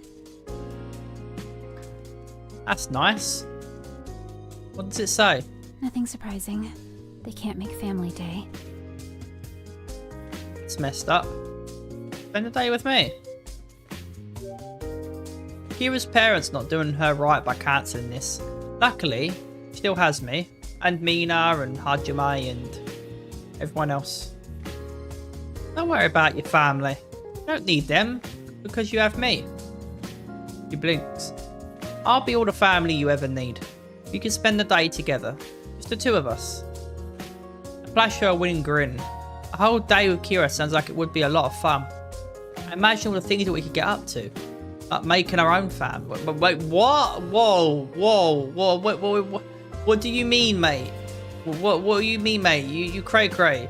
Like you're in school. What do you mean, like making our own family? What? That's a few years ahead, isn't it? Like a good couple years ahead. Like, you know, like, I mean, some people have kids really early, but I think a little too early, mate. Come on. But what about your family? Won't they be upset? Oh. For a second, I'd forgotten about them. Kira shakes her head. Don't worry about me. I'm used to it. They've cancelled Family Day in previous years, too. Truth be told, I was just waiting for the card to show up, and as expected, here it is. That really sucks. I think it's harder for my brother. Blink. You have a brother? He nods and shows me the second card that was hidden in the envelope. In scribbled, uncertain handwriting are the words Happy Family Day. It's signed with a heart that says Tomo. I can't believe I've known Kira for this long and had no idea she has a sibling. Wow, I didn't know you have a brother. Never mentioned him. He's a lot younger. How old is he? 4. Oh. And they're not going to be spending Family Day with their It's one thing for her because she lives on her own. I don't know how old all of these characters are, but I imagine 17, 18, something like that. Like they're on the verge of going to college, so she can live on her own, I guess. But it's one thing for her because she's used to it and she's old enough to just get on with it, even if it hurts. Whereas he's 4 years of age, and they're gonna ditch him on Family Day. Jesus, her parents, man, her parents should have never. I mean, as horrible as it is to say, I don't think her parents. I think she might have been much. She might not have all the stuff she has, all these material possessions. But I would argue that she might have arguably had a much happier life. The kids were accidents. Yeah, sounds like it. Either they were accidents or that it was like a business arrangement. like they had kids because it's like it's the thing to do. Like you know, you get to a certain age, you have kids. It sounds like you said, it was either that they were accidents or they were planned out of, you know, we've got to continue our legacy. We're not having you because you want to have kids. We're not having you to have kids and raise you and love you and care for you. We're having you so that our family legacy continues on. You're just a means to an end, basically. Or like you said, they were accidents, and so because they weren't planned and they didn't really want kids, they've kind of just begrudgingly been raising them half-heartedly, and here we are. Either way, her parents are pieces of shit. Either way. You mean? Like they've put a roof over her head and they provide for her. But that's not, and that's great and all, but that's not the whole picture. You know, that's not everything. You ask someone who comes from a low-income household, right, who's got parents that love them, always went to practice, always encouraged them to try new things, you know, always held them when they were scared. You know, they were a light in the darkness for that kid, and that kid understands and recognizes that, right? They've grown up and they're a little older now, and you ask them when, you know, that you come from a low-income household, you know, but your parents loved you. Would you have changed anything? Versus asking a kid whose parents aren't really there for them. They don't love them. They've never gone to a game, right? But they provide them with a good computer, good school, you know, money, and all the resources that they could ever want or dream of. But they're not there for them as parents. They're not loving parents, right? And you ask both of them, right, if they would change anything, right? And it'll be interesting to hear both of their answers. Hell, to get both of those people with different upbringings in that way and put them in a room and ask them to discuss their upbringings and if they would and compare upbringings, you know, like. Some people seem to think, and I know people in my life that seem to think that, you know, providing for your loved one is just being there for them in a financial sense, when there's more to it than that. You know, that's only one piece of the puzzle. You know, I would argue, whilst it's nice to have money and everything, right, to buy games and have a nice computer and everything, I would argue feeling loved, feeling like, you know, I'm actually cared for, you know, that I mean something to someone else's life. That's worth its weight in gold in comparison to having all the money in the world. So, anyway, I'm going on a huge rant here, but like, her parents just don't seem, they don't get it. They don't get it. In their head, they probably think we're good parents, right? Because they provide for her in a financial sense, right? Like, they're no better than a bloody gold digger. They're no better than a sugar daddy or a sugar mama, right? They're no better than an investor. And sugar, but maybe the sugar daddy and sugar mama, wrong examples, because they're her parents. But the principle of, like, you know, they fund that person, right? But there's no love there. That's what I'm getting at. You know, they're essentially investors in her life. Her and her brother, to them, are just another business. They're startups. That's what they are to her parents. They're startups, and they're funding the startups. You know, hope maybe they go somewhere, maybe they don't. They are a means to an end, and they're a business venture, which is just horrible. Yeah, I think I did say hey Blurry, but hope you're getting on. Hope you're having a good weekend. You know, how's your weekend getting on? Ah, that's a cute age. Do you have a picture? She nods and digs out her phone. After scrolling through, she shows me a picture of a tiny Japanese boy. His black hair hangs over his eyes and he smiles brightly, exposing a missing front tooth. I notice immediately that he looks a lot like his parents, but not much like Kira at all. He looks a lot like your mum. Yes, he would since they had him. Like what? Oh, he would since they had him. Oh, the plot thickens. Oh, she's adopted. Ah.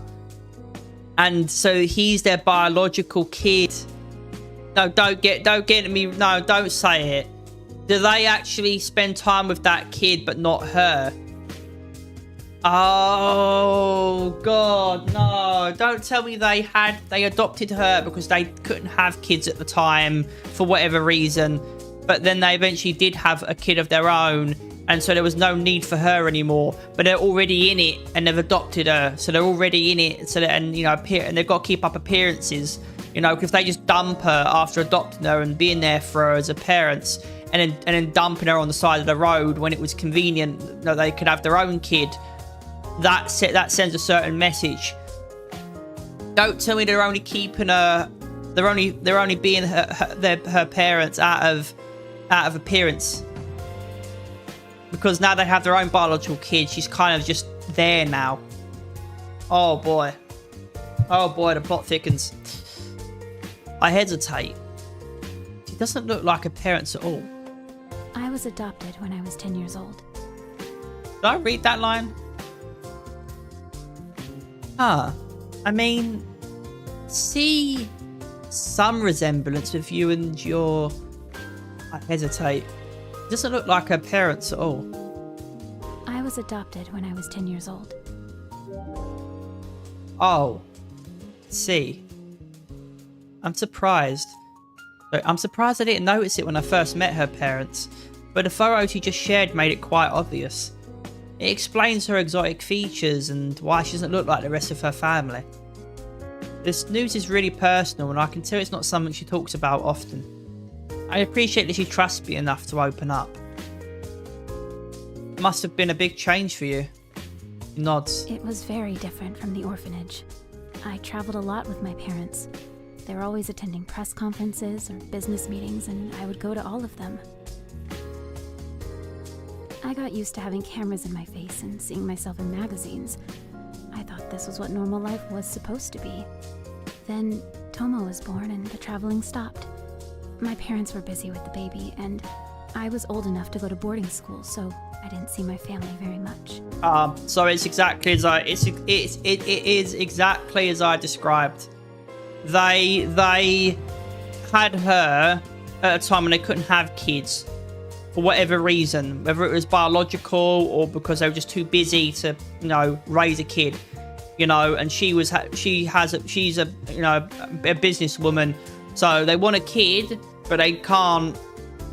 They want a kid. They want to continue on their family legacy, but they don't have the time to raise a kid.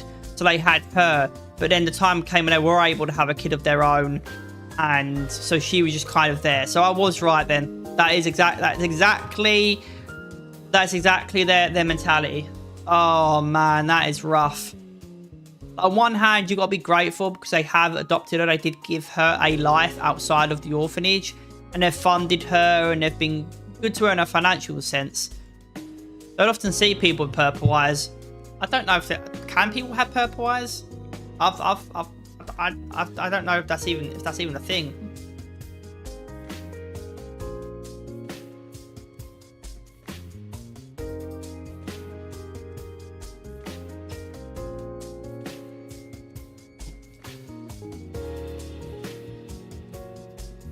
I mean, I have green eyes. I feel green eyes are pretty unique.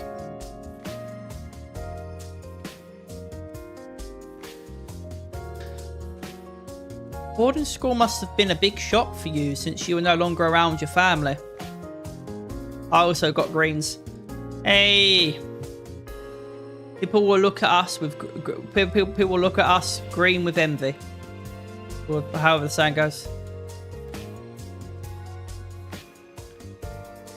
Kira pauses, thinking. Speaking of green eyes, ironically, whilst I wipe my glasses because I've got a lot of crap and gunk on my glasses, I'm gonna give them a wipe. I actually I've got a friend of mine who I've known since school.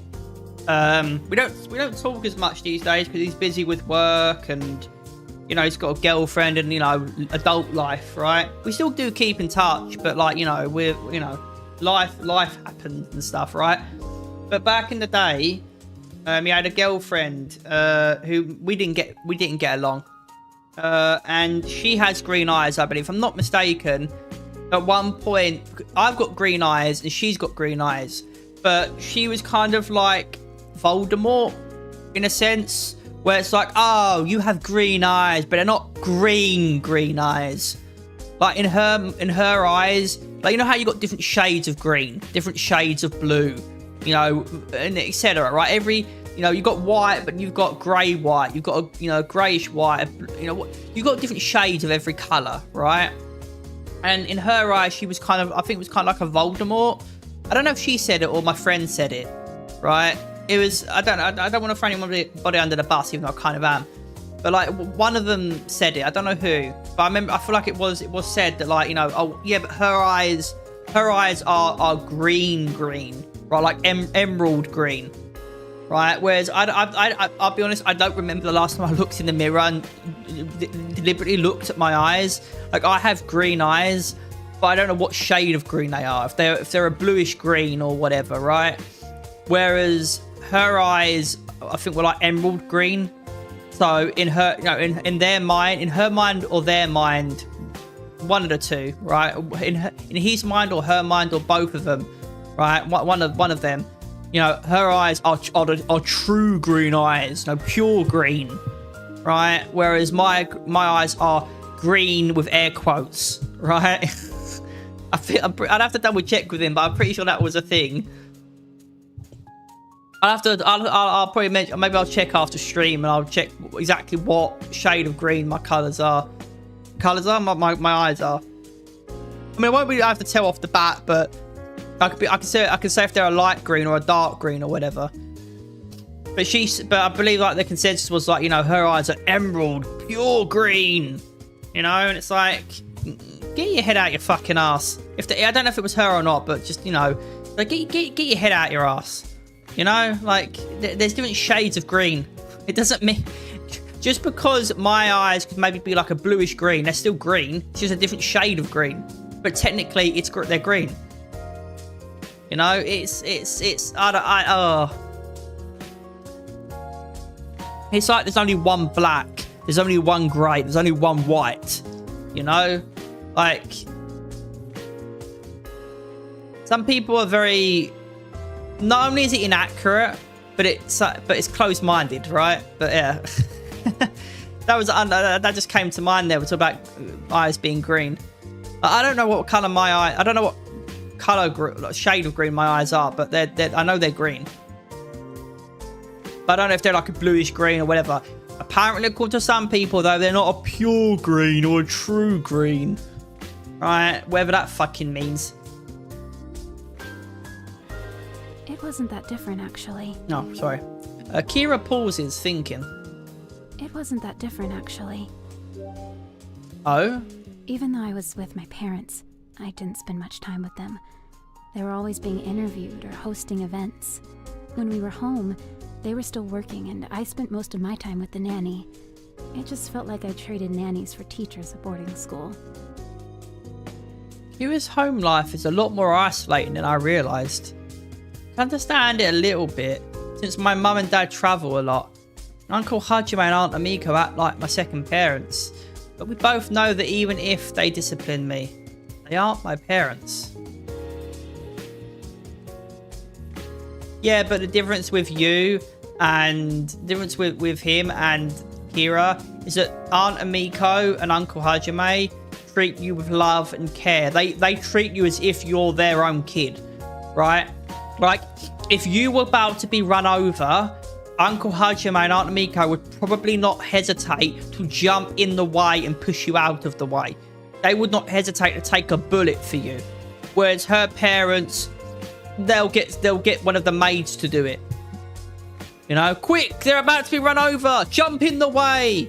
You know, they'll order them to jump in the way. They wouldn't like, you know, no hesitation.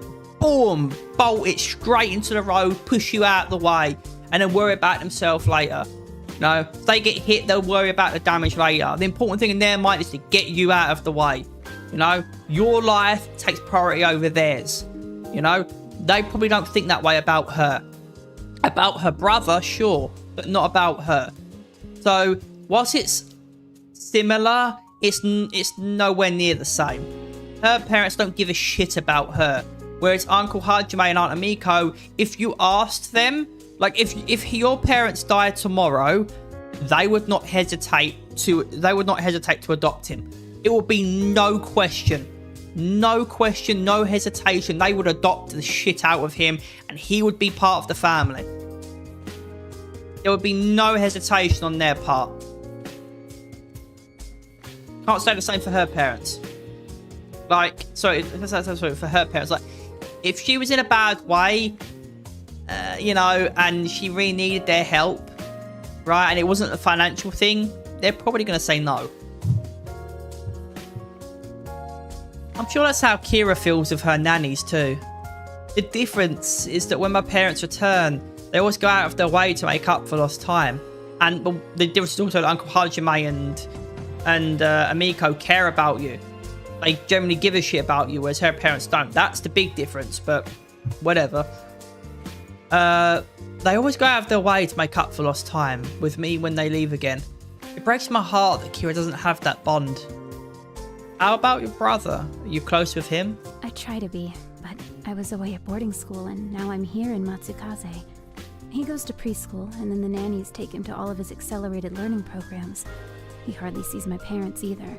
But when I'm home, I make sure to spend time with him. Ah, okay. So they don't exactly treat him the best either. But I would argue probably a little better than her. It almost seems like your parents are too busy to have kids. Kira nods, her expression turning serious. They are. And I wish they'd see that what they're doing is unfair. What could be more important than your own family? You need to have a job. You need to, you need to provide for your kids, but you need to juggle that with having kids. You know, that's unfortunately part of it, right?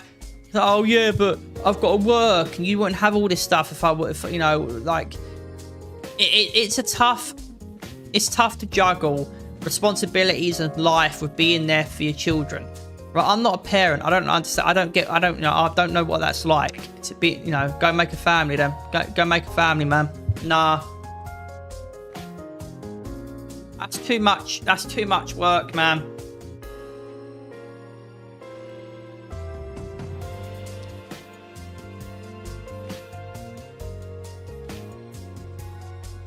Even if I did go on the run, people would know it was my kid. You know, it cries a little longer than the rest of the kids, right? Like, as soon as it popped out, it just would not stop crying, you know?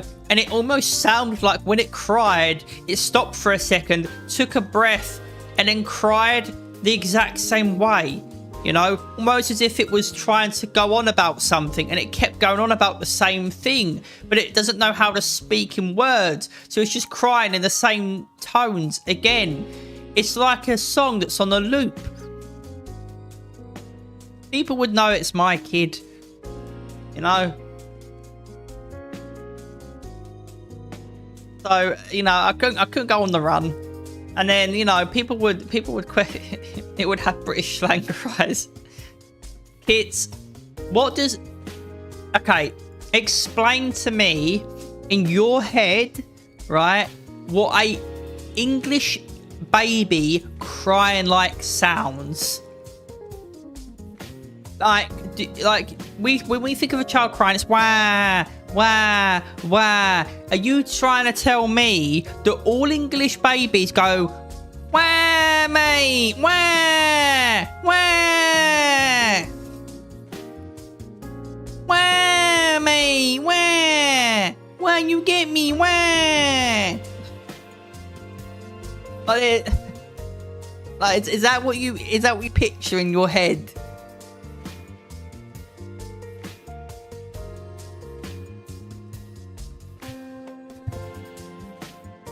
It's a bit like Waluigi. Alright, fine. Well, I'll play your game. What does a Dutch baby sound like?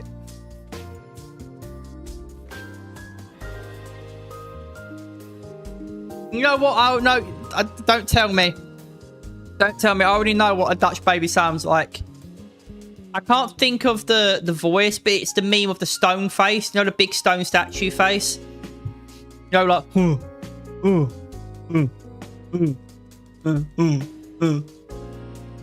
know? Almost like you know you've got to cry, but you're reluctant to cry. You know, like you know you're a baby and you've got to cry, but you don't want to, but it's part of the job. That's what I imagine a Dutch baby crying sounds like. You know, send it on Discord. It's not wah, mate, wah. You know, like you got an attitude, like you're looking to cry, like you want to cry, you want them to get pissed off that you're crying, right?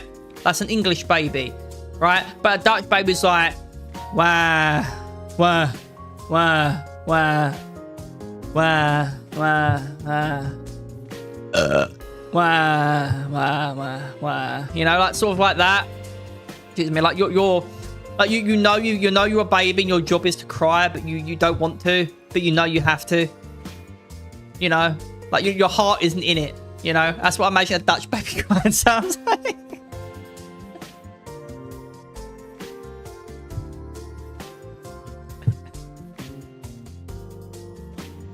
Like an English baby when it pops out the room can't wait to start crying and letting everybody know that I've arrived, motherfuckers. I'm here, mate. You get me? I'm here, innit? Let's fucking go, mate. Let's go.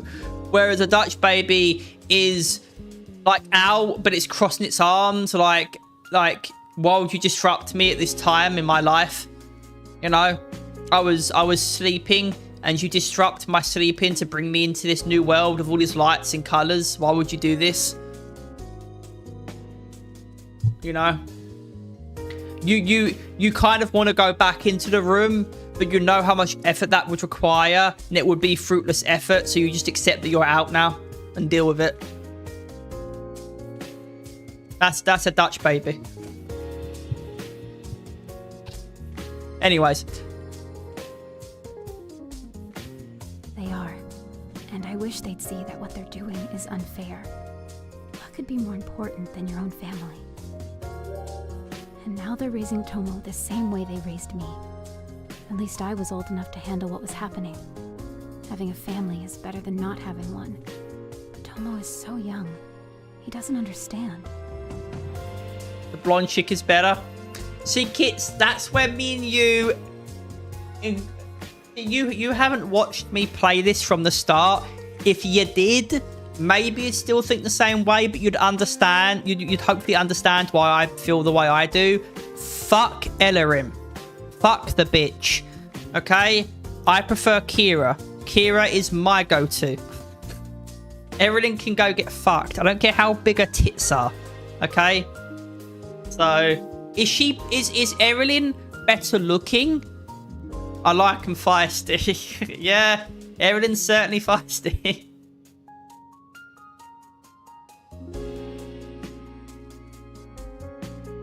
Like, just to put it into perspective, I can imagine a future with Kira. If she was a real woman, right? I could imagine a future with her.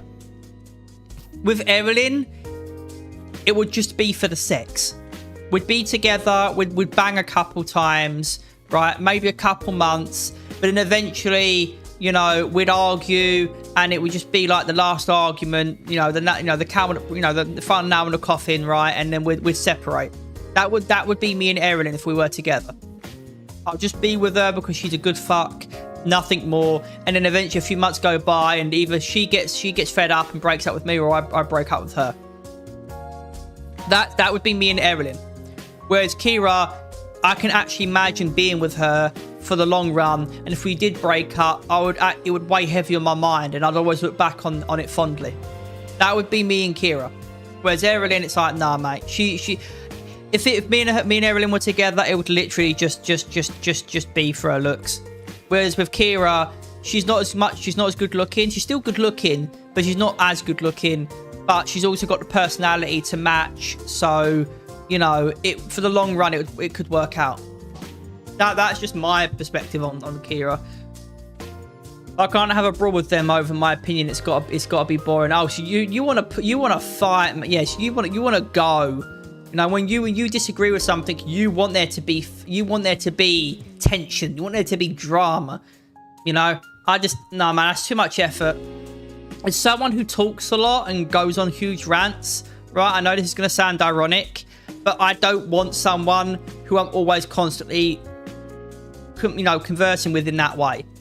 You know, like that just sounds like too much. It's too much effort, draining, and it doesn't sound like a fun time to me.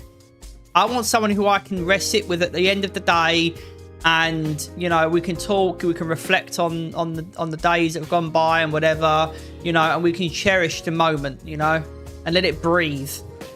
Whereas with Erin, there'd be no time to rest or breathe. I'd be angry every day, probably. Every day there'd be something new to bitch about or moan about. It just wouldn't be fun. Kira pauses, lowering her gaze. But everywhere I went, everyone always talked about how lucky I was to be an Igarashi. I know that my parents provide for us, and I'm very grateful for everything they've given me. I overhear others who are jealous of all the cool gadgets and latest tech that I have, but they don't realize that what they have with their families is worth more than anything money can buy.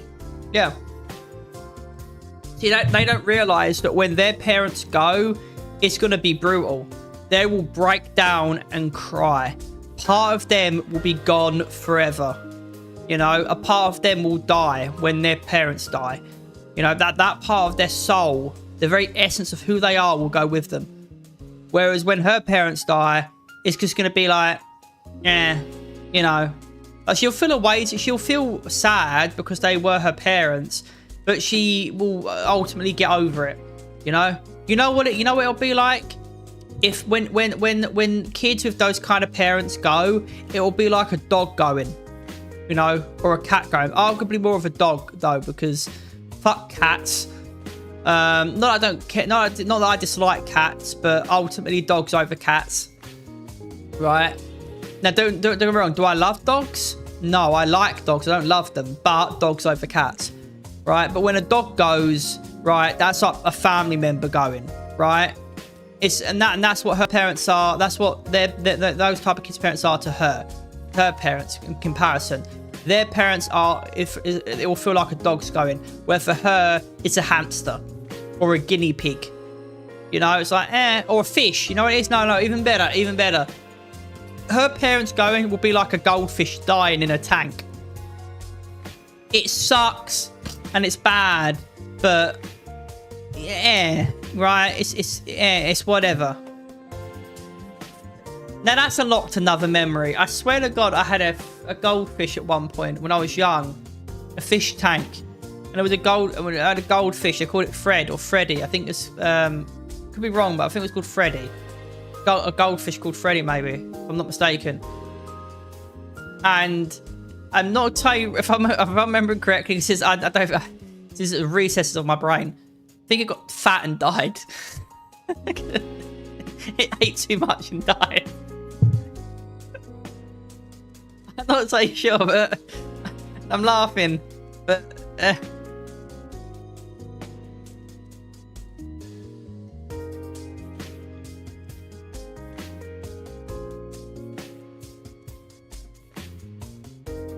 Alright. He travels off, turning away. My heart aches for Kira and her brother, but I can tell Kira tries her best to be strong. But it's hard not to let these things get to her. Your family loves you. I'll be your family. Kira, listen. Family doesn't just have to be your parents, okay? Family can be whoever you choose them to be. Your family choose you to be a part of them. But they're not the only ones who have chosen you. He blinks. Who else is there? Me. You can find me wherever you want and I'll be happy to spend quality of time with you. She nods, a smile forming on her lips. Besides, you also have Tomo and he has you, a big sister, who will give him lots of hugs and who will definitely tease him about girls when he's older. Kira blinks and then giggles. That's true. Tomo will always have me to be there for him. Gives me a genuine smile. I can tell her mood seems lifted. Thanks. For what? For listening. That's what I'm here for. You hear a ding and look up to the TV is finished updating. Oh hey, your TV is ready. Yeah. He reaches for the remote. Before she grabs it, the TV screen shifts. Setup complete. Netflix automatically opens up and scrolls through her list of suggested movies. Every single film has a pink or pastel background with a heart somewhere in the corner and a smiling man and woman. That can only mean... That's a lot of romantic comedies. She snatches the remote and turns off the TV. As she catches my gaze, her face burns red. Is it weird? It's surprising. I'm watching them to pick up chicks. No, it's not weird. Just a little unexpected. A blush deepens. I like to watch other shows too. Okay, you don't have to explain yourself. You don't have to be ashamed to like something that's a little different. What makes you such an interesting person? You think I'm interesting? I blink and feel the heat rise in my own face. Yeah. Thanks. He looks away, but I catch a smile. Anyway, it looks like your TV is working. She nods. It's getting kind of late though, so I should probably head back. Okay. Kira pushes herself to her feet and walks me to the door. Thank you for all of your help today. No problem. I'm glad I could be here. Don't hesitate to let me know if I can help again. She smiles softly. I won't. See you tomorrow then. He nods. We say goodbye, and then I begin my journey home. I learned a lot about Kira today. Some of it was more serious than others, but all of it makes me feel that much closer to her. This is probably one of the first times she's allowed herself to be supported by somebody else, and I hope that I'll have more opportunities to be there for her in the future. Soon, I arrive back home. After taking off my shoes, I head upstairs and go to my room to relax. I relax for a little bit, trying to decide what to do before bed, but a noise in the hallway distracts me. As I poke my head into the hall, it sounds like the noise is coming from Mina's room. I wonder what she's up to. I go down the hall and see her door is open. Mina hovers at her desk fiddling with a webcam. Hey. She turns around and grins. Oh, hey guys. As I enter her, I hear Kosei leaning on the other side of the desk. My man! Glad to see you're finally available. Kosei? When did you get here? Oh, he came over a little bit ago. Oh, I see. Rumor around the office is that you went to spend some quality one-on-one time with Miss Igarashi. Rumors. And that's fair, and I've heard rumours of you wanting to spend some quality time with Mina. It's nothing like that. She just needed help moving something. Kosei grins. I hate that I know exactly what he's thinking. Really, dude? I didn't say anything. Anyway, what are you guys up to? Setting all this stuff up. I tried to do it on my own, but it's way more complicated than it looks. Since you were busy, I called Kosei for help. Setting up what? Mina's streaming station. Motions to the webcam. Inside it is a microphone with an attached improvised boom arm. Is my innocent cousin becoming a cam girl? Yo, why not? Bruh, why are you helping Mina become a cam girl? It's messed up. Bruh, why are you assuming Mina did this to become a cam girl? That's messed up. Touche. Okay, first of all, ew. Second, why do you know what a cam girl is? This is not looking good. Kosei crosses his arms and glares suspiciously at Mina. The better question is, why do you know what a cam girl is? The Uno reverse. I Uno reversed him. He Uno reversed me. No, he Uno reversed me. I Uno reversed him, and now he's Uno reversing you. Mina blinks and then coughs. Moving on. Actually did a good job of the setup. I'm becoming a cam girl too. Yeah, you gotta make money how you gotta make money. I get it. You know. I actually did a good job of the setup. Mina must be taking it seriously. So, what prompted you to do all of this? Hina from my swim team is going abroad for a couple of weeks, so we all decided it would be fun to keep in touch by streaming party games together. It's a smart idea. Nods. Besides, it's always nice to try something new, and streaming looks like a lot of fun. Can't argue with you there. I think the funniest thing I saw was the one guy who programmed the chair you couldn't sit on. He apparently designed a surgery robot, though that's a pretty generous name for it. Nina giggles. Oh, I remember that. Yeah, that guy is hilarious, and obviously really smart to make all of that, and kind of a cutie too. Honestly, he's pretty much the whole package if you ask me. I'm not in agreement. She speaks the truth. If we're talking about the best streamers, let me present to you my favorite. You're gonna be a big-titted goth girl. Koza opens up a Twitch browser and navigates to a girl playing a new Pango game. Yep. And then we block the attack and get ready for a counter.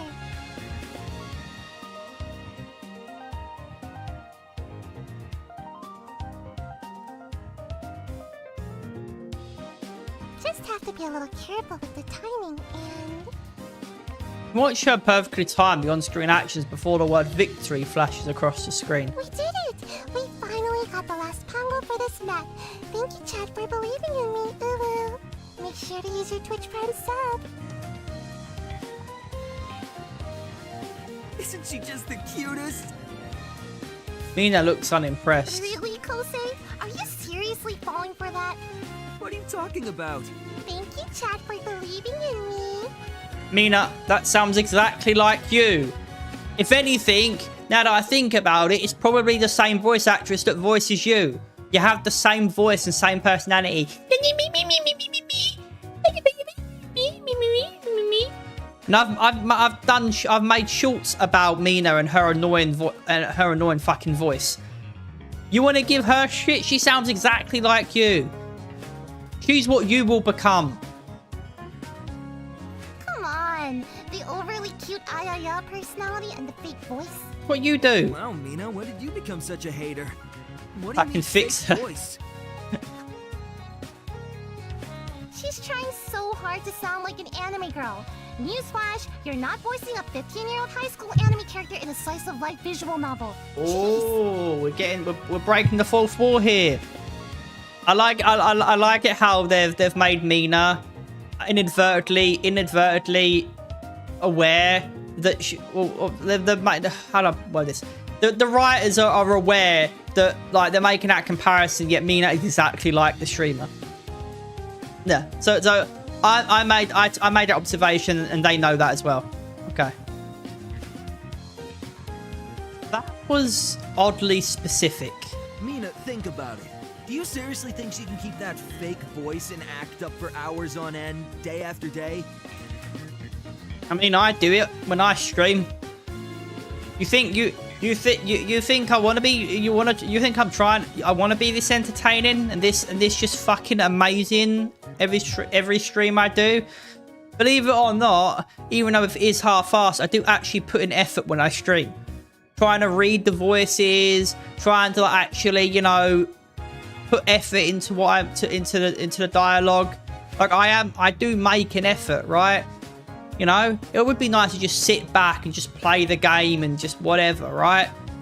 But I try to put in the effort. I treat it like a job almost. I've got a stream schedule. I update people if there's any changes to the schedule. If I can't stream for whatever reason, I have a schedule that I try to keep to, that I update periodically, to show when I'm streaming, what I'm streaming on what days. I do the SEO, the meta tags, and the description and everything to make sure that's all good. I edit shorts and make sure that it has the right tags and stuff so it can hopefully appear in the search results and be put and get exposed to more people. You know, like there is a certain degree of effort and skill involved. Is it as demanding as manual labor? No, but it's definitely, you know, it definitely takes.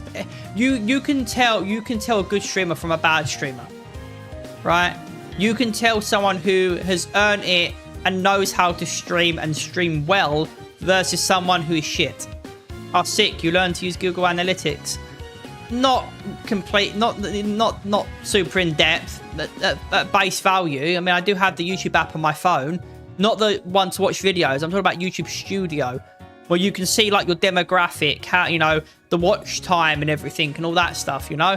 And I also have to handle copyright issues, because even though I pay to use music, the music that you hear at the start of the stream and during the stream when I'm actively playing music, I pay for that music.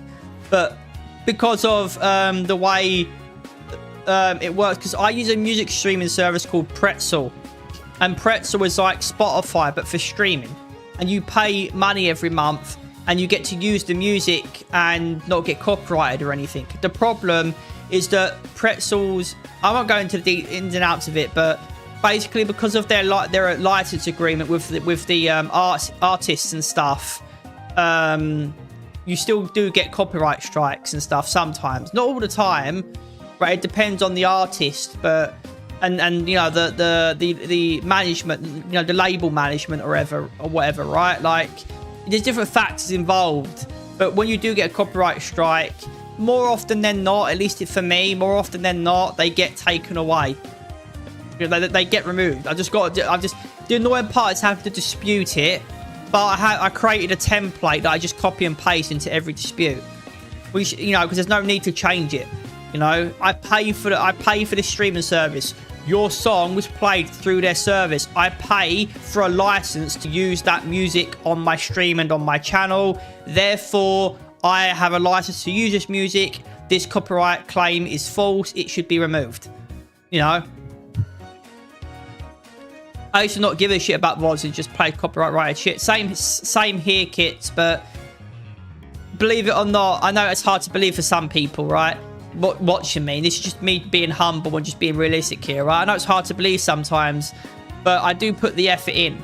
And me paying for Pretzel is partly putting the effort in, right?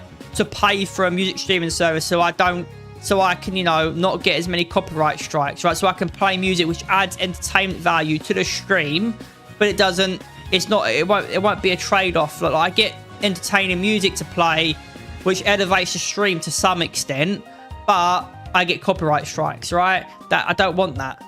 You know, I actually want to push it, right? And try and make something of it. And I can't do that if I'm getting copyright strikes every 5 minutes, especially if I've got no ground to dispute them. I think people have complained about that with Pretzel, you know, like, oh, what's the point of paying for your music streaming service? I'm just going to get copyright strikes and stuff. But if you read their article, the general, this is sort of a trust me, bro. But then I've also got legal ground, because, like, well, you know, I'm paying for Pretzel. I'm paying for a license to use the music, you know.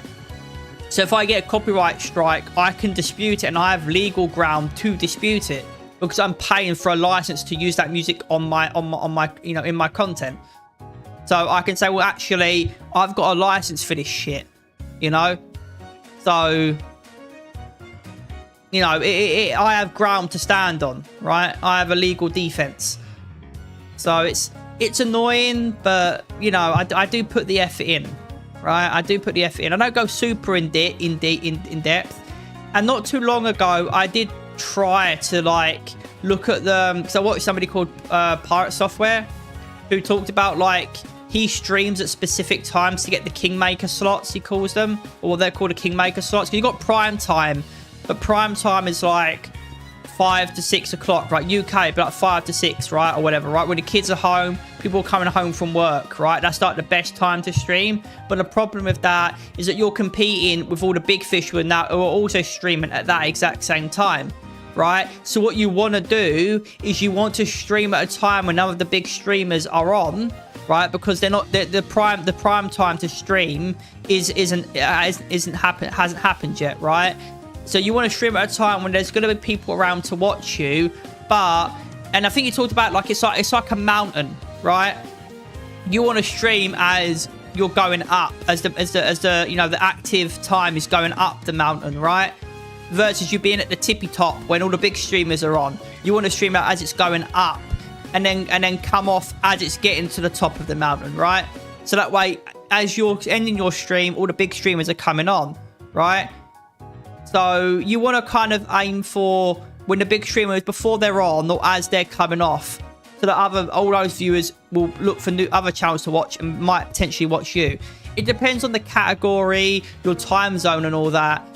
But you talked about like looking at the watch time, you know, what time do people usually watch these categories, and then looking at the graph and then trying to find a sweet spot for you to stream at, you know. And like I talked about the graph being like a mountain, and you want to stream as it's going up, not as it's at the top, and you want to, and you know, sort of thing. So there's a lot that goes into it, right? If you want to make something of it, you know. Like even he even goes as far as when he runs ads, so he doesn't get pre-roll on his stream. He manually runs ads so that like ads don't play randomly. And when he does play ads, he'll stop everything he's doing on the stream. So that way, when viewers come back who aren't subbed, they won't have missed anything. You know, he really puts the effort in. And I did try to take a leaf out of his book and stream at the earlier times, but I don't know. I didn't do it the best, and it was just too early for me to stream, you know? Yeah, I don't do morning streams. So if I really wanted to do something about it, I'd have to like look at, re-look at the categories I stream. And the thing is, right, I'm streaming a specific visual novel, right? So I need to stream like story or art. I'd need to look at another category that's more broad, right? And so that it's accurate for what I'm streaming, but broad enough that it encompasses more things. Because how many people are going to look through Ethereal Enigma, a VN, a visual novel? It's a very niche thing, right? And not everybody's going to know that what visual novels are, or that they are streamed at all. So I need to find a category that is accurate to what I'm streaming, but broad enough that someone might just happen to come across my stream. Right, and then I need to look at the watch times of that category to map when people are watching, when the peak watch times and the low watch times, and then figure out when the peak times are, and then stream as the peak times are approaching. So people watch me ahead of watching the Kingmaker slots. So I will be one of the big slots. I'll have a chance of being one of the big slots because none of the other, because they're not being taken up yet, you know. There's a lot of work that goes into streaming, and streaming well and efficiently, right? The business side of things, logistics and statistics and everything, right? People think it's, oh, you just turn on the stream and you just stream. And that's essentially what I do. But I also make the effort to make the stream look appealing, visually appealing, right? Like even now, maybe some of you don't notice it, right? But even now, right, if I hide the game, right, you can see as I'm speaking in the top right-hand corner, I've got a waveform that reacts to when I'm speaking. Why do I have that? One, because it's cool, it's visually appealing, and I think it looks cool. So for the visual appeal, for flair. And secondly, because I don't have a webcam, right? So that reacting to my voice gives you a visual representation of me being on stream, right? Now, you don't see me, but you've got my 3D logo there. You've got the text logo, the 3D logo, and then you've got the waveform that reacts to my voice. Right, which is a bit. It's not the same as having a webcam or being a VTuber. You know, having an animated VTuber, an animated avatar, right? But it's a little bit better than having nothing at all, right? It's not as great as having a webcam or having an animated avatar, you know, VTuber. But it's better than having nothing, right? It gives you a visual representation of me being on stream, right? It makes you feel like someone's actively playing the game versus it just being a disembodied voice, right? Like, it's not great, but it's better than nothing, right? And that's just an example of the effort that I put into my stream, right? Like that as you can see, it's like it's reacting to my voice, and I can customize that too. That's just how I've chosen it to look, you know? me having this show up so you know when music's playing, right? And even when music's playing, you see a waveform as it's going, right? Okay, maybe it's not going there. What the hell? Oh, it's because you can't see it on stream. No, there you go. Look. You see the waveform as it's moving, right? Like that's another thing that I do. You know, to add another thing to my stream. You know, oh, that's cool music. What is that music? What's the name of that music? Well, you can know if you look in the top left-hand corner, the bottom left-hand corner, sorry. And it has a waveform, bars instead of what I've got here. It's got bars like on a video, like on a music player, right? So it reacts to when the music's playing. You know, again, another visual flair. And it indicates you can see what music's playing as well. You know, it's another thing that I try and add to my stream to make it more appealing.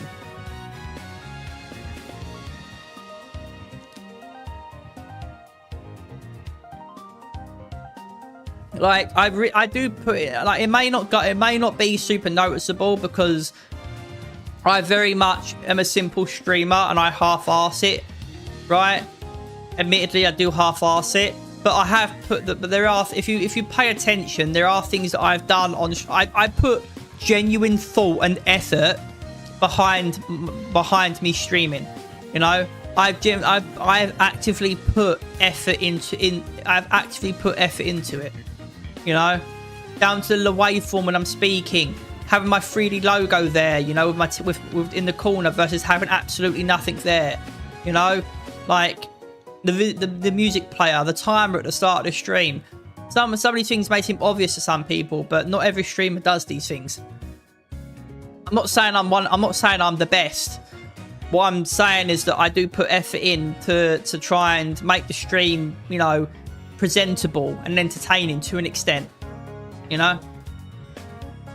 But yeah. Back to it, you know, it's just funny that Mina's like giving her shit when it's like you're no better than her. She crosses her arms. You'd be surprised. And you're totally wrong. They glare at each other, neither willing to back down. Finally, they turn to me. What do you think, cuz?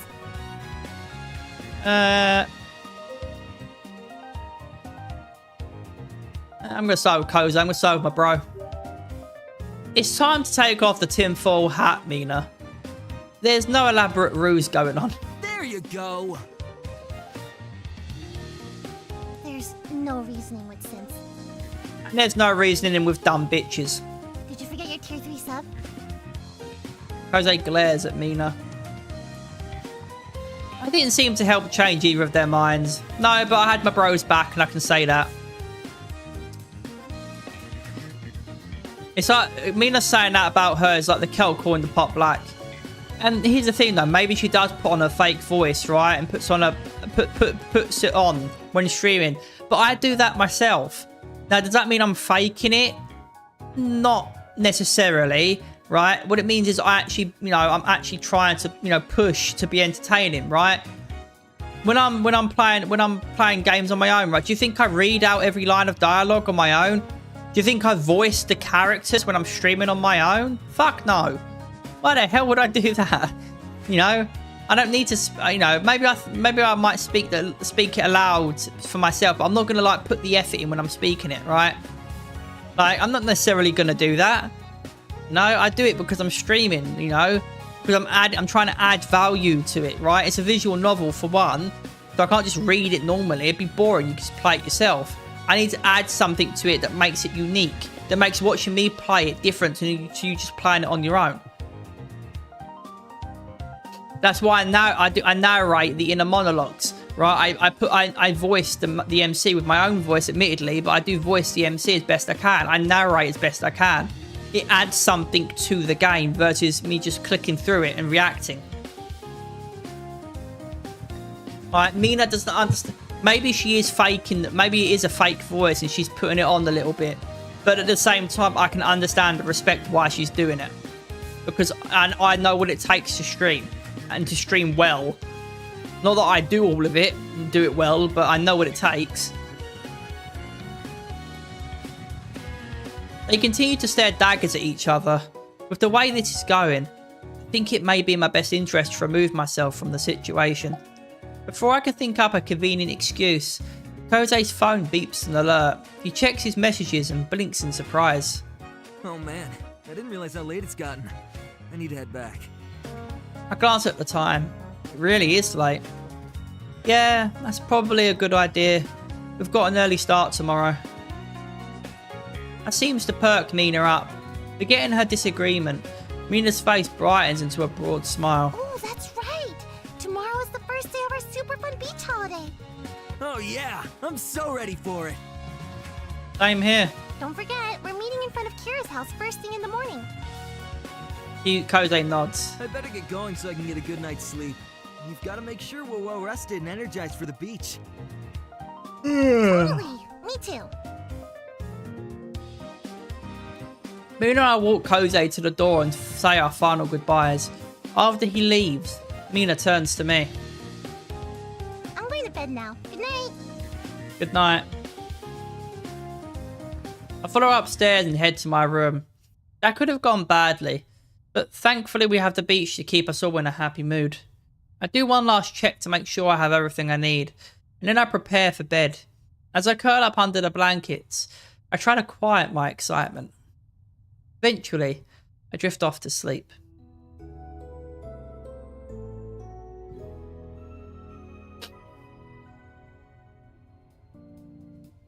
Alright.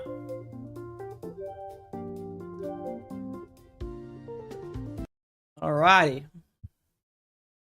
2 hours and 30 minutes. I know that's not exactly, that does not seem like a lot, but to actually be voicing the characters and blah blah blah, like, for me that voice crack it. For me that's it. That seems like a good bit.